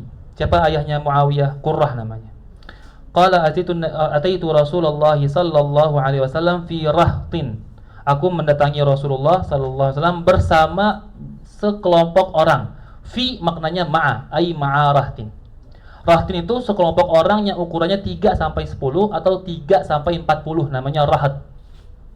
Ai min thalatha ila 10 atau min thalatha ila 40. Disebut dengan rahat. Min Muzainah nama kabilah. Kata Qurrah, saya mendatangi Rasulullah sallallahu alaihi wasallam bersama sekelompok orang yang perkiraannya 3 sampai 10 atau 3 sampai 40 dari Muzainah untuk kita baiat kepada Rasul sallallahu alaihi wasallam. Wa inna qamisahu la mutlaq, dan qamisnya Rasul itu mutlak, tidak dikancingi. Qamis itu berarti pakaian lapis pertama, artinya beliau saat menyambut para wafid itu menggunakan pakaian yang sederhana. Karena qamis pakaian lapisan pertama, bukan pakaian yang di luar 2 atau 3 yang di depan tuh yang jubah. Beliau menyambut mereka dengan pakaian yang sederhana dan tidak dikancing, mutlak. Au qala zirru qamisihi mutlak, atau dikatakan zirru qamisi mutlak, kancing komisnya itu tidak dipasang, terlepas. Mutlak itu ai mursal, terlepas. Jadi begini pakaiannya nggak terlihat gini, dengan komis yang sederhana itu. Komisnya Rasul tuh nggak ada ini ya, komis itu nggak ada kerah, karena dia pakaian dalam, pakaian pertama, nggak berkerah, rata begini komisnya, pakaian pertama, dan nggak dikancing. Qala fa adkhaltu yadi fi jaybi qamisihi. Lalu aku masukkan tanganku di jaib. Jaib itu pada asalnya untuk meletakkan sesuatu yang dipasang di baju. Tapi jaib di sini yang diinginkan adalah kerah, bukan jaib. Karena tujuannya pengen megang khatimnya Rasul sallallahu alaihi wasallam. Fa adkhaltu yadi fi jaybi qamisihi famasistul khatim. Lalu aku mengusap khatimnya Rasul sallallahu alaihi wasallam. Jadi jaib di sini yang diinginkan bukan kantung, tapi kerahnya baju dimasukkan ke dalam.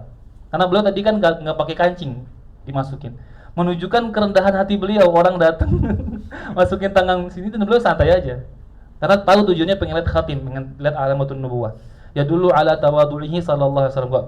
Wah, apa ente? Siapa yang tuh takabur? Beliau santai aja, silakan mau pegang, masukin tangan ke khatim.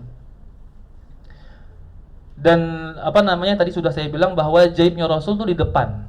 Makanya adanya jaib di depan ini sunnah juga. Biasanya kalau perempuan kalau pakai mukena ada jaib yang di tengah-tengah ini. Itu juga sunnah di tengah-tengah. Jaib itu letaknya di shoulder, di bagian depan. Adapun di bagian samping ini lam yusma' minhu. Nggak pernah didengar Rasul itu punya kantung di samping, kantung di depan. Pokoknya di bagian depan baju, imma di atas di bawah, bagian depan shoulder jaibnya. Sallallahu alaihi wasallam. Qala zirru qamisihi mutlaqun qala fa adkhaltu yadi fi jaybi qamisihi famasistul khatima. Qala haddatsana 'Abd bin Humayd qala haddatsana Muhammad ibn al-Fadli qala haddatsana Hammad bin Salama an Habib bin Shahid an al-Hasani an Anas bin Malik anna Nabiy sallallahu alaihi wasallam kharaja wa huwa muttaqiun. Nabi keluar dan keadaannya sedang bersender, sedang berpegangan ala Usamah ibni Zaid, berpegangan atau bersandar dengan Usamah bin Zaid. Pegang tangannya atau pegang pundaknya itu namanya muttaqi, kepada seseorang. Wa alaihi thawbun qitriyun, dan beliau menggunakan baju qitri. Qitri nisbah ke Qatar. Baju thawbul qitri itu pakaian yang mana pakaian tersebut mirip jubah tapi nggak ada lengan. Kalau antum pernah lihat pakaiannya orang-orang Dubai yang diletakkan di atas komis mereka yang kayak gini, yang nggak ada lengannya di depan begini, dia taruh lengannya di depan kan, taruh di luar begini, itu namanya thawbun qitri. Jadi thawbun qitri mirip kayak jubah, cuman kalau jubah kan pakai lengan, masukin lengan begini jadi jubah. Ini nggak ada lengannya. Baju-baju orang Imarat, orang Dubai, taruh di luar pakai kayak gini. Biasanya ada hias-hiasannya dan sedikit kasar. Baju megah, baju mewah. Thawbun qitri. Qad tawashshaha bihi. Tawashshaha itu yaltaf, meliputi beliau, yang telah digunakan untuk meliputi dirinya.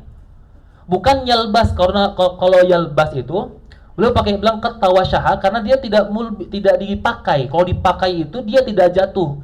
Yang terjahit itu namanya dipakai. Baju yang terjahit kayak baju aneh ini kan terjahit dia. Itu dibilang nih labis tu hadza thawb. Karena meliputi secara keseluruhan, nggak jatuh. Kalau cuman meliputi kayak pakai sorban namanya tawasyaha. Kalau dilepas langsung jatuh, begini langsung jatuh. Kalau gini langsung jatuh. Namanya tawasyaha bihi.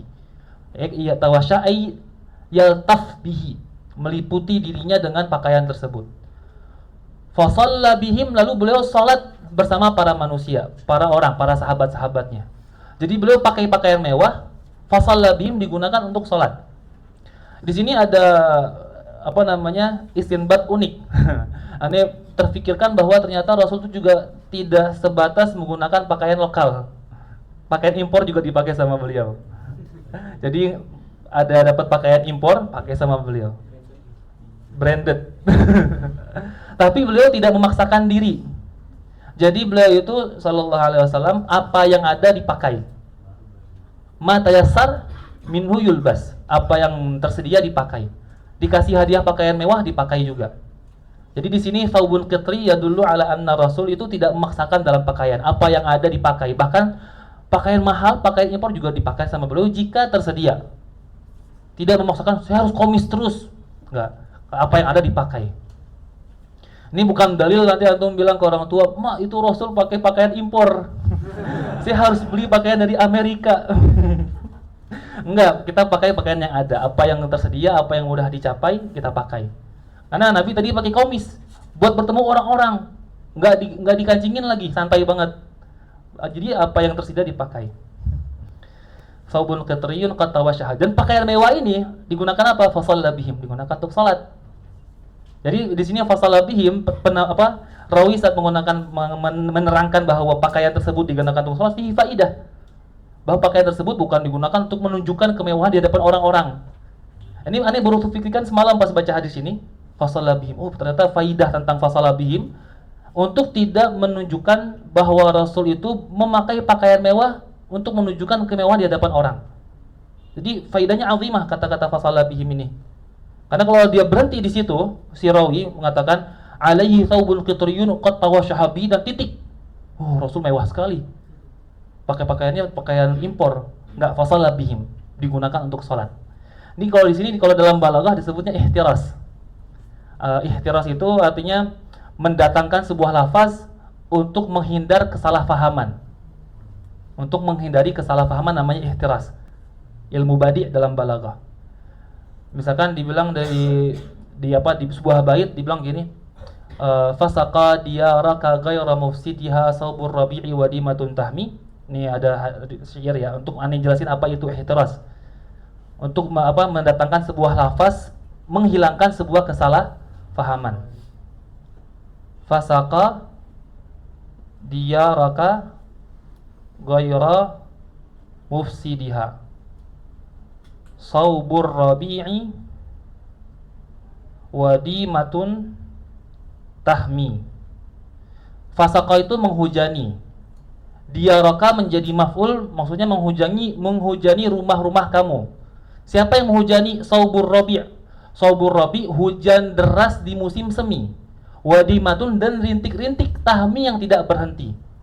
Kira-kira kalau antum baca ini, baca hujan deras di musim semi dan rintik-rintik yang tidak berhenti menghujani rumah secara terus-menerus, ada sangkaan bahwa rumahnya akan hancur. Ya kan? Akhirnya didatangkan ghayra mufsidiha, yang tidak merusak rumah tersebut. Di situ ghayra mufsidiha namanya ihtiras dalam balaghah. Didatangkan untuk mencegah kesalahpahaman supaya tidak disangka bahwa hujan yang merusak rumah dikatakan ghayra mufsidiha, tidak merusak rumah, namanya apa? Ihtiras. Fasala bihim itu kayaknya juga bisa masuk ke ihtiras. Meskipun syurah tidak mengatakan ihtiras, para orang-orang yang mensyarah Syama'il tidak mengatakan ini ihtiras. Tapi apa yang aneh fahami kayaknya fasala bihim ini didatangkan oleh sahabat saat meriwayatkan hadis untuk menghindari kesalahpahaman dari pembaca hadis yang menyangka bahwa Rasul menggunakan pakaian mewah tersebut untuk bertemu seseorang atau bertemu menunjukkan kemewah-mewahan, bukan, tapi untuk sholat. Namanya ihtiras. Baik. Wa qala Abdu bin Humaid. Ini gurunya Imam Tirmizi yang merawi pertama di atas, Abdu bin Humaid. Di sini ada Abdu bin Humaid. Yang di sini qala ini bukan hadis. Bukan hadis, cuman ini kisah.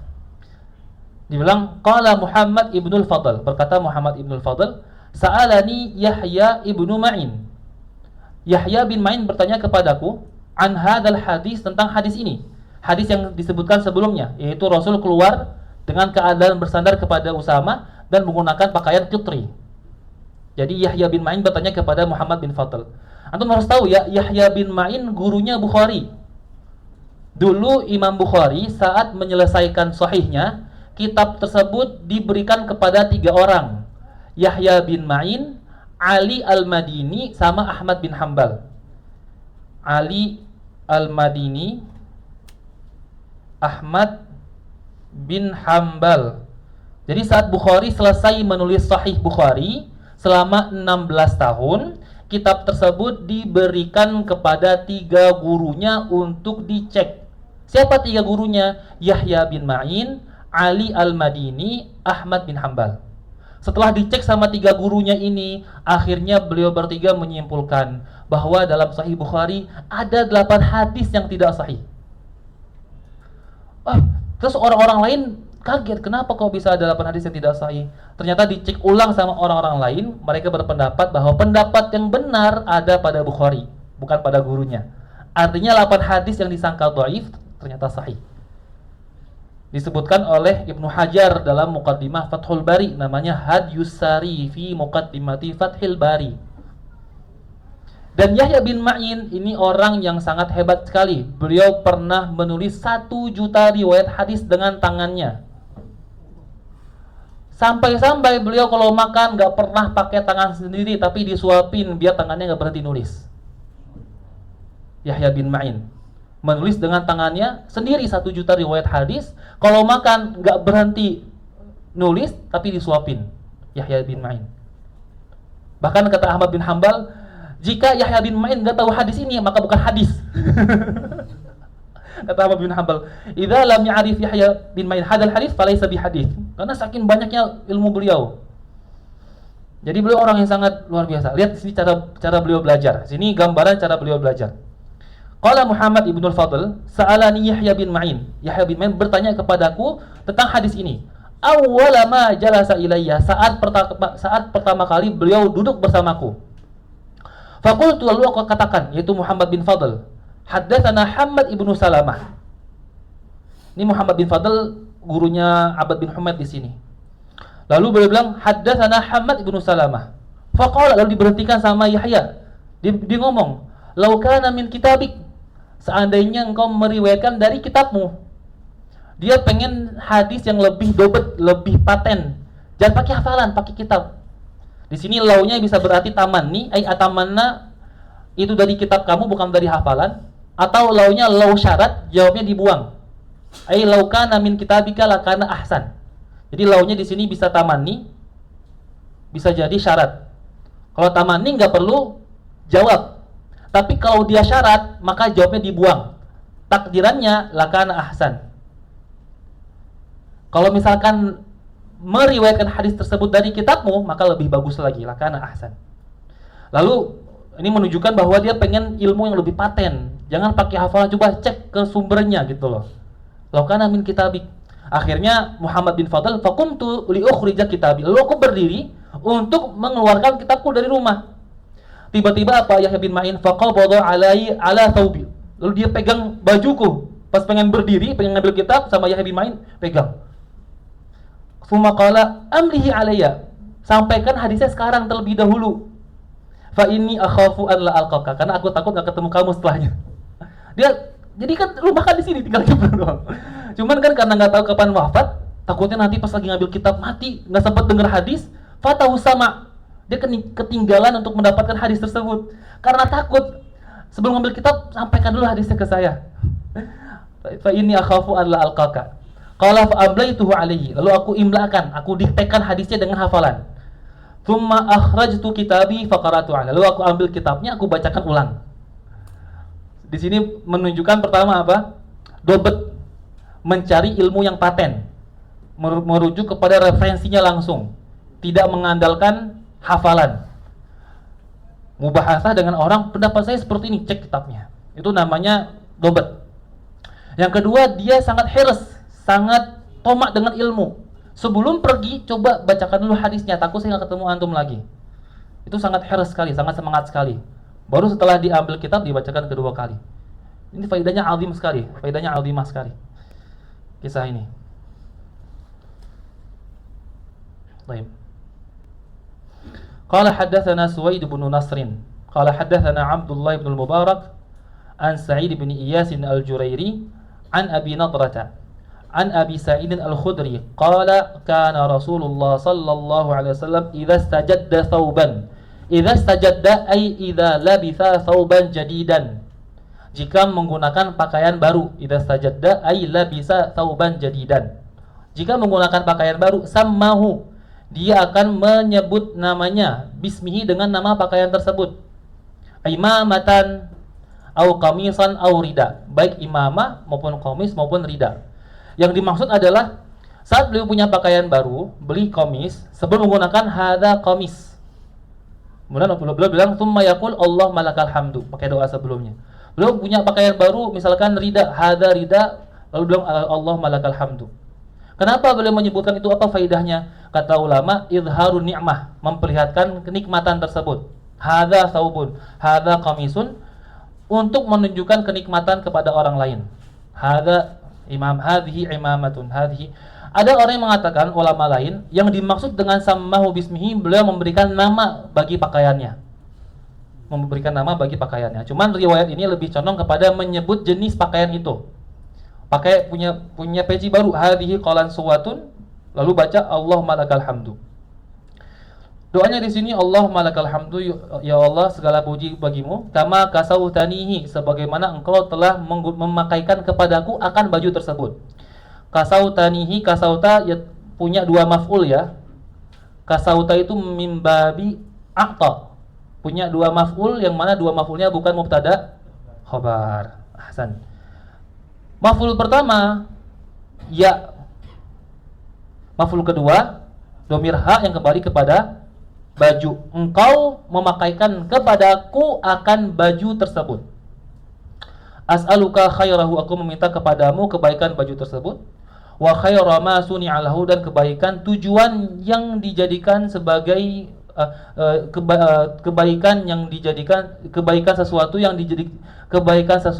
dijadikan tujuan pembuatan baju tersebut.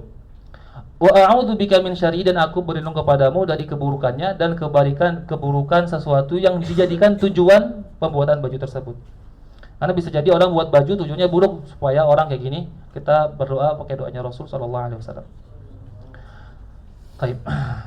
Qala hadatsana Hisham bin Yunus al-Kufi qala hadatsana al-Qasim bin Malik al-Muzani 'anil Jurairi 'an Abi Nadrah 'an Abi Sa'id al-Khudri 'anil Nabi sallallahu alaihi wasallam nahwah. Semisal dengannya. Kemudian sudah lewat ya nahwahu, maksudnya riwayat hadisnya sama dalam segi makna tapi tidak sama dari segi lafaz. Kalau misalkan ada sanad yang lain lalu lafaz dan maknanya sama menggunakan mithlah. Tapi kalau nahwah artinya maknanya sama dengan sanad sebelumnya. Ayadullu ala tihadi al-ma'na duna al-lafzi. Nahwahu ini menunjukkan bahwa maknanya sama tapi tidak dengan lafaznya. Lafaznya berbeda dengan sanad sebelumnya tapi maknanya sama. Baik. Qala hadatsana Muhammad ibn al-Bashar qala hadatsana Mu'adz bin Hisham qala hadatsani Abi an Qatadah an Anas bin Malik qala kana ahabba thiyabi ila Rasulillah sallallahu alaihi wasallam yalbasuhu al-hibarah. Tadi yang saya katakan di awal bahwa Rasul sallallahu alaihi wasallam juga menyukai pakaian yang namanya hibarah. Apa itu hibarah? Hibarah adalah pakaian. Dia kain. Kain tersebut bergaris. Kain tenun dari Yaman ya. Hibarah kain tenun dari Yaman yang bergaris-garis warna merah, namanya hibarah. Kain tenun bergaris-garis warna merah disebut dengan hibarah.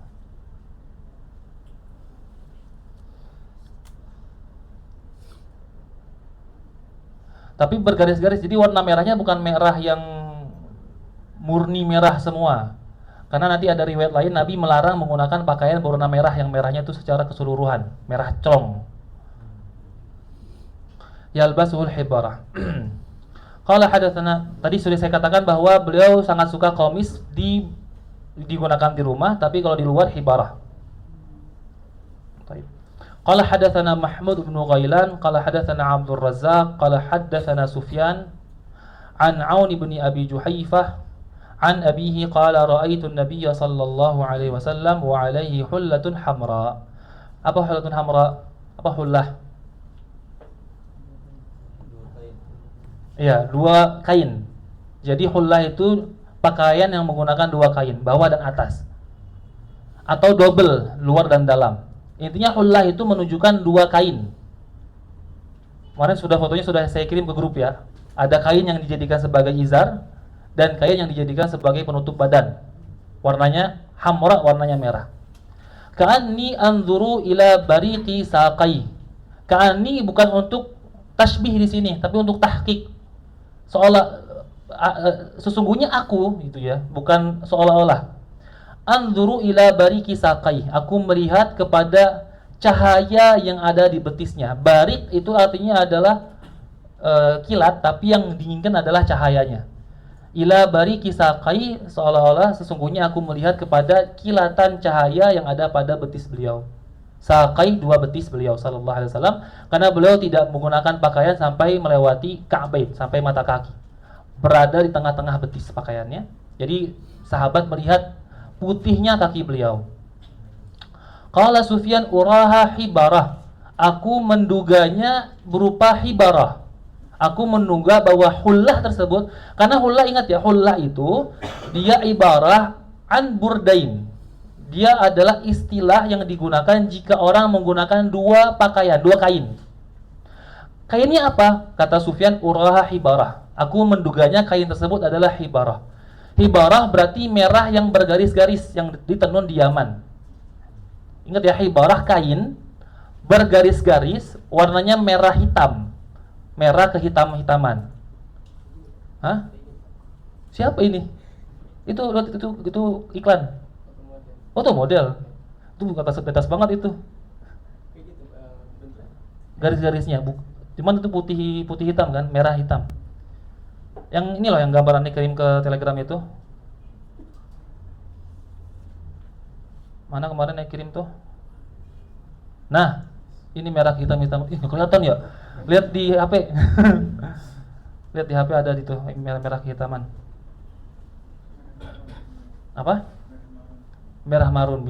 Yang penting nggak merah secara murni, nggak merah total gitu. Yang penting itu. Uraha hibarah. Aku menduganya adalah hibarah. Bukan merah yang, karena di sini kan hadisnya bilang wa alaihi hullatun hamra. Takutnya disalahpahami bahwa merahnya merah secara murni, semuanya merah. Dan mazhabnya Sufyan, beliau melarang menggunakan pakaian berwarna merah secara murni. Karena ada hadis Nabi SAW, beliau melarang menggunakan pakaian merah secara murni, yang mana hadis tersebut diambil sama Sufyan dan dikatakan bahwa menggunakan pakaian berwarna merah murni terlarang, tidak boleh. Kecuali jika ada corak, ada warna lain baru diperbolehkan. Kalau merah semua merah, itu nggak diperbolehkan. Makanya kata Sufyan, uraha hibarah. Kayaknya aku ngira di sini bukan hullatun hamra, merah yang merah banget, tapi hibarah, merah yang ada garis-garis hitam. Jadi ucapan Sufyan di sini untuk mencari cara memahami hadis gimana sesuai dengan mazhab beliau. Mazhab Sufyan melarang menggunakan pakaian merah, tapi di hadis bilang hullatun hamra. Kata Sufyan, kayaknya itu hibarah, merah yang punya garis-garis hitam, untuk menyelaraskan dengan mazhab Sufyan. Taib.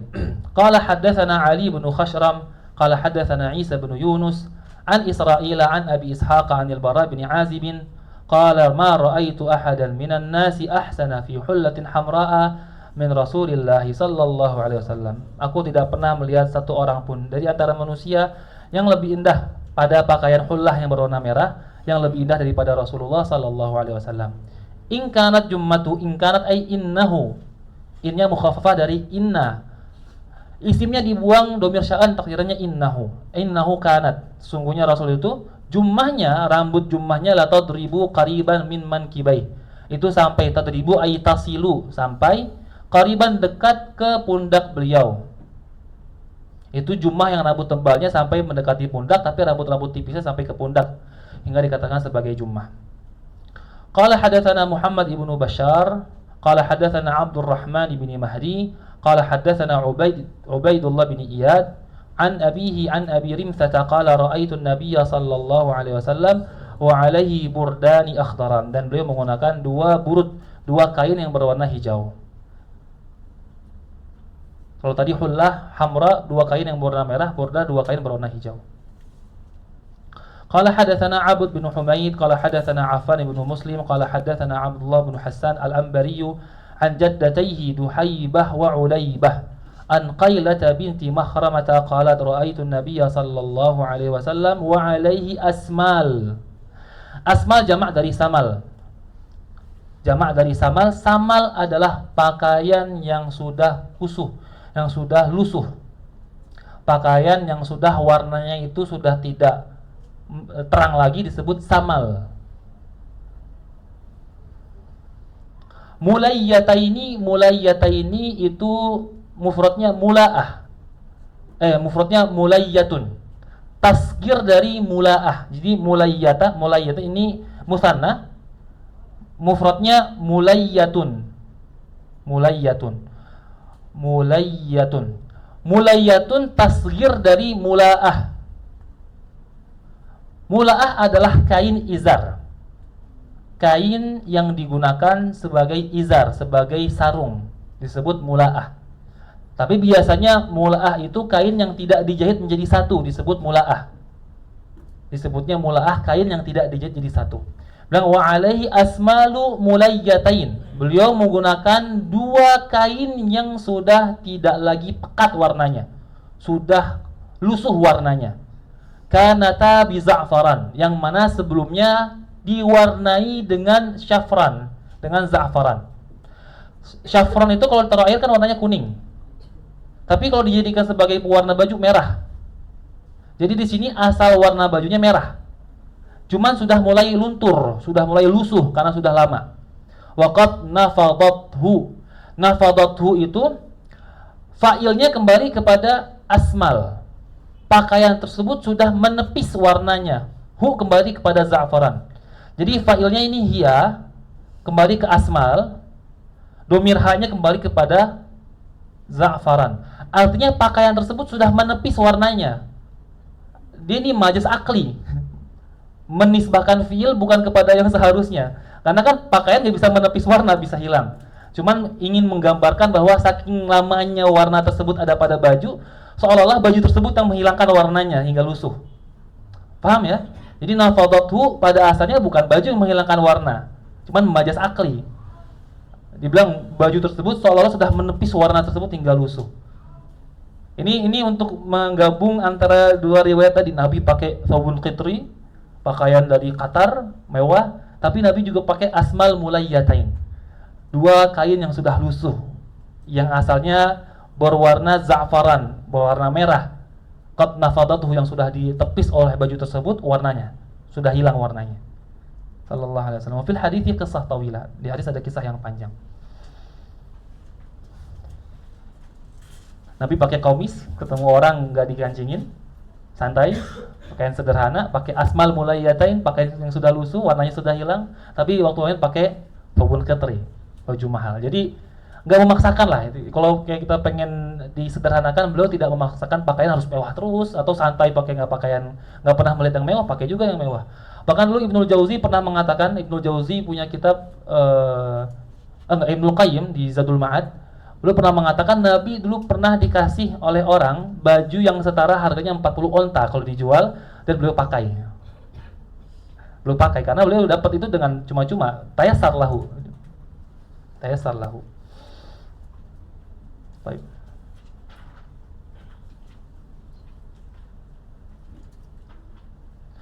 Qala haddatsana Qutaibah bin Sa'id qala haddatsana Bishr bin Mufaddal an Abdullah bin Uthman ibn Khuthaim an Sa'id bin Jubair. Ini Sa'id bin Jubair yang dibunuh tadi sama Hajjaj. Ali bin Abbas radhiyallahu anhuma qala Rasulullah sallallahu alaihi wasallam, "Alaikum bil bayadi." Hendaklah kalian menggunakan pakaian putih. Minas thiyabi berupa pakaian, liyal basha ahyaukum, hendaknya digunakan oleh orang-orang hidup kalian. Wa kafinu fiha mautakum, dan kafankanlah fiha pada pakaian putih mautakum, mayit-mayit kalian. Fa innaha min khairi thiyabikum, karena sesungguhnya itu adalah sebaik-baiknya pakaian kalian. Baik. Qala haddatsana Muhammad ibn Bashar qala haddatsana Abdul Rahman ibn Mahdi qala haddatsana Sufyan an Habib bin Abi Thabit an Maimuni ibn Abi Shabib an Samurah ibn Jundub qala Rasulullah sallallahu alaihi wasallam, ilbasul bayad, pakailah kalian baju warna putih, fa innaha atharu wa atyab, karena sesungguhnya pakaian putih itu lebih bersih, wa atyab ay wa ahsan, lebih indah. Wa kafinu fiha mautakum, dan kafankanlah pada pakaian putih akan mayit-mayit kalian. Qala haddatsana Ahmad bin Mani' qala haddatsana Yahya bin Zakaria ibni Abi Zaidah qala haddatsana Abi an Mus'ab bin Syaibah an Safiyyah binti Syaibah an Aisyah radhiyallahu anha qalat kharaja Rasulullah sallallahu alaihi wasallam dzata ghadatin. Rasulullah sallallahu alaihi wasallam keluar pada suatu pagi, qadah ay sobah, pada suatu pagi.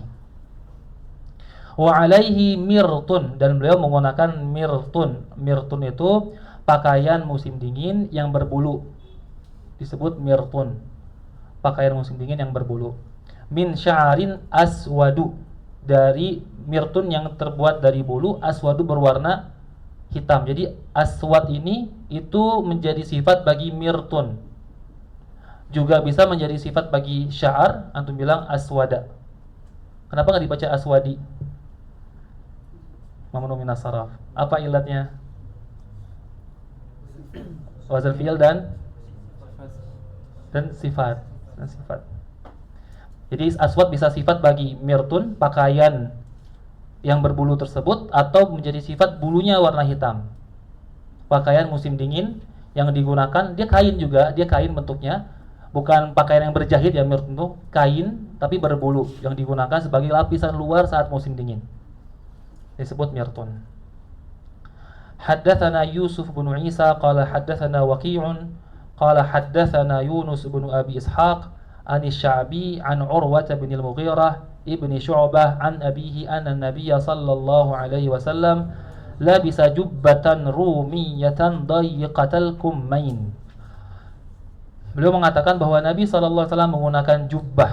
Jubbah kayak tadi, kayak baju ketri yang digunakan di luar tapi punya lengan. Namanya jubbah. Yang tengahnya itu ada celahnya, ada celahnya itu disebut dengan jubbah. Jubbah Rumiyah itu nisbah kepada Rum, orang Roma. Dan orang Roma di zamannya Rasul tinggalnya di Syam. Nanti antum akan lihat bahwa riwayat lain mengatakan la bisa jubbatan syamiyah. Jadi di sini ada dua riwayat, imma dikatakan jubbah Rumiyah nisbah kepada Roma, atau jubbah syamiyah nisbah kepada Syam. Tapi yang membuat orang Roma, jubbah tersebut, saat dikatakan jubbah Rumiyah berarti jubbah tersebut nisbahnya ke pembuatnya, orang Roma. Kalau jubbahnya syamiyah nisbah kepada tempat tinggal orang Roma. Orang Roma itu tinggalnya di Syam. Jubbah Rumiyah itu jubbah yang dayiqatal kummain, punya lengan yang sempit, tidak luas lengannya. Dayiqatul kummain sallallahu alaihi wasallam. Di situ ada di Bajuri beberapa tanbih penting di Hasyiah Bajuri. Antum lihat bagian terakhir tanbih itu penting. Beliau bilang ulima min kalamihim fi hadzal bab annal Mustafa sallallahu alaihi wasallam qad athara rithathatal malbas. Kalau antum melihat secara keseluruhan dalam hadis-hadis yang telah lewat, Rasul lebih mengedepankan pakaian-pakaian yang sederhana. Komis dalam pakaian sehari-hari, burdan akhdaran, dua kain yang berwarna hijau dan bergaris-garis hijau itu burda. Dua kain sederhana. Dulu kalau antum melihat pakaian orang dulu di Arab, itu sering menggunakan kayak hulla atau burdan akhdaran itu. Dua kain yang dijadikan kain sebagai izar dan kain bagian atas kayak orang ihram. Itu sering menggunakan pakaian seperti itu. Atau komis dengan jubbah, atau komis dengan hibarah ila akhirih. Beliau lebih sering menggunakan malbas yang rafif, yang sederhana, karena yang meriwayatkan pakaian mahal dulu cuma dua tadi, thawbun qitri sama jubbah rumiyah. Berarti rata-rata beliau pakai pakaian yang sederhana, tapi tidak menutup mata dari pakaian yang bagus. Karena Allah jamil yuhibbul jamal sallallahu alaihi wasallam. Fakana aktsara lubsihi al-khashin minas thiyab. Rata-rata pakaian beliau itu yang kasar, dari suf, dari wool. Wool kalau ditarik itu gatal. Wa kana yalbasu suf, kayak pakaian yang terbuat dari wool. Walam yaqtasir minal libas ala sinfin bi'aini, dan tidak pernah membatasi satu jenis dari pakaian beliau, macam-macam. Walam tatlub nafsuhu taghari fihi, dan tidak pernah menuntut bagi dirinya pakaian yang mahal. Balik tasara ala ma tad'u ila darur, terlalu membatasi apa yang dibutuhkan. Lakinnahu kana yalbasur rafi' minhu ahyanan, terkadang pakai pakaian yang sangat mahal. Faqad ini yang tadi ana riwayat ini bilang, faqad uhdiyat lahu hullatan usturiyat harusnya bi thalathatin wa thalathina ba'iran. Beliau diberikan hadiah sebuah pakaian yang dibeli seharga 33 ba'ir, 33 onta. Fala bisa marah, lalu digunakan sekali sebagai bentuk syukur. Sallallahu alaihi wasallam. Jadi rata-rata pakaiannya sederhana. Sallallahu alaihi wasallam Muhammad. Saya rasa cukup sampai sini. Ani ngirim kitab di grup, itu judulnya Libasu Rasulillah Wassahabah Wassahabiyat. Itu salah satu buku yang mengafrad bita'lifihi tentang libasnya Rasul sallallahu alaihi wasallam. di Telegram. Kitabnya lumayan bagus dan lengkap, menjelaskan secara lengkap pakaiannya Rasul, para sahabat dan para sahabat yang perempuan. Nah, ini kirim buat antum baca. Karena kita libur 1 minggu, ketemu nanti minggu depan. 5 hari liburnya, nggak ketemu sama aneh. Jadi antum baca 5 hari tentang pakaiannya Rasul Sallallahu Alaihi Wasallam. Allahumma salli afdala salatin ala as'adi makhluqatika sayyidina Muhammadin wa ala alihi wa sahbihi wa sallim adada ma'lumatika wa midada kalimatika kullama dhakaraka dhakiruna wa ghafala an dhikrika ghafilun.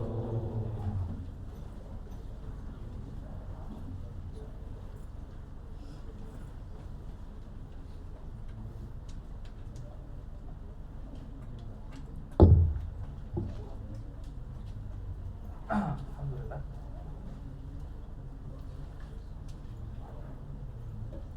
Malam ini malam 12. Oh, dia. Bersihin kamar.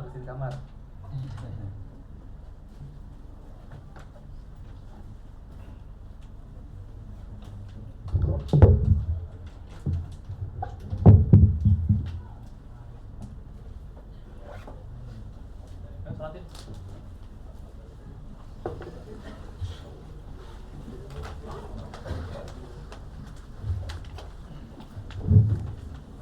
Allahu Akbar, asyhadu an la ilaha illallah, asyhadu anna sayyidana Muhammadar Rasulullah. Hayya 'alas shalah, hayya 'alal falah, qad qamatus shalah. Allahu Akbar, la ilaha illallah.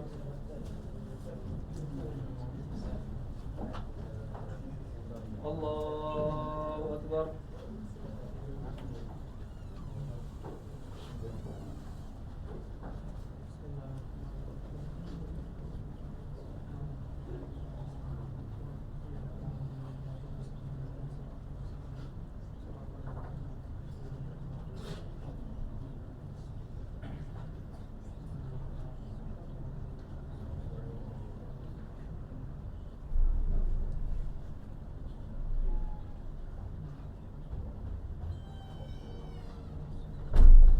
Allahu Akbar.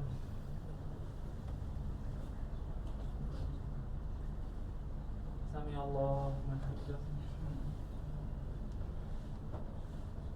Allahu Akbar.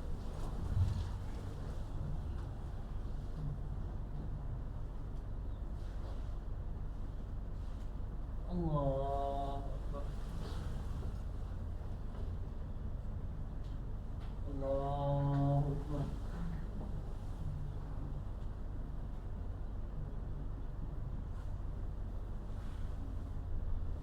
Allahu Akbar. Allahu Akbar.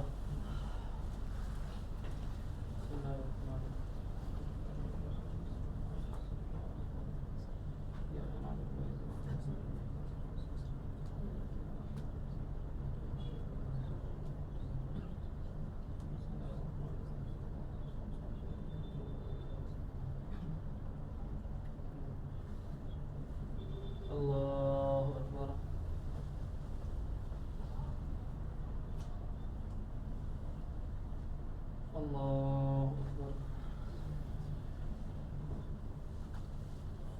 Allah.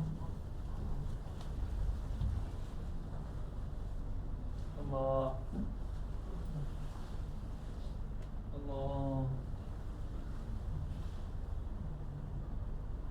Allah. Allah.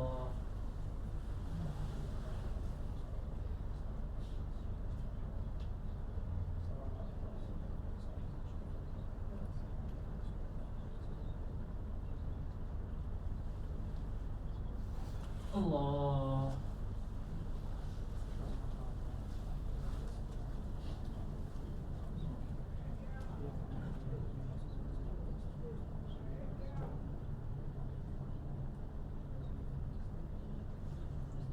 Allahu Akbar. Sami Allah. Allah. Allah, Allah,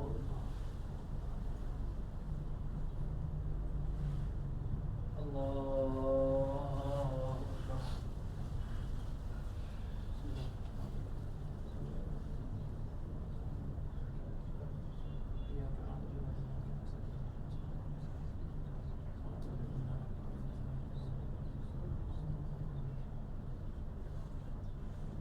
Allah, Sami Allah, Allah, Allah, Allah,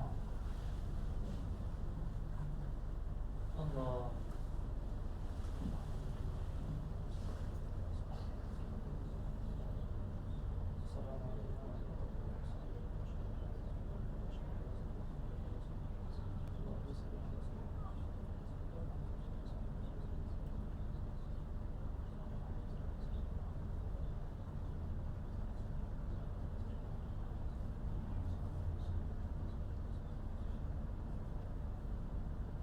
Assalamualaikum warahmatullahi. Assalamualaikum warahmatullahi.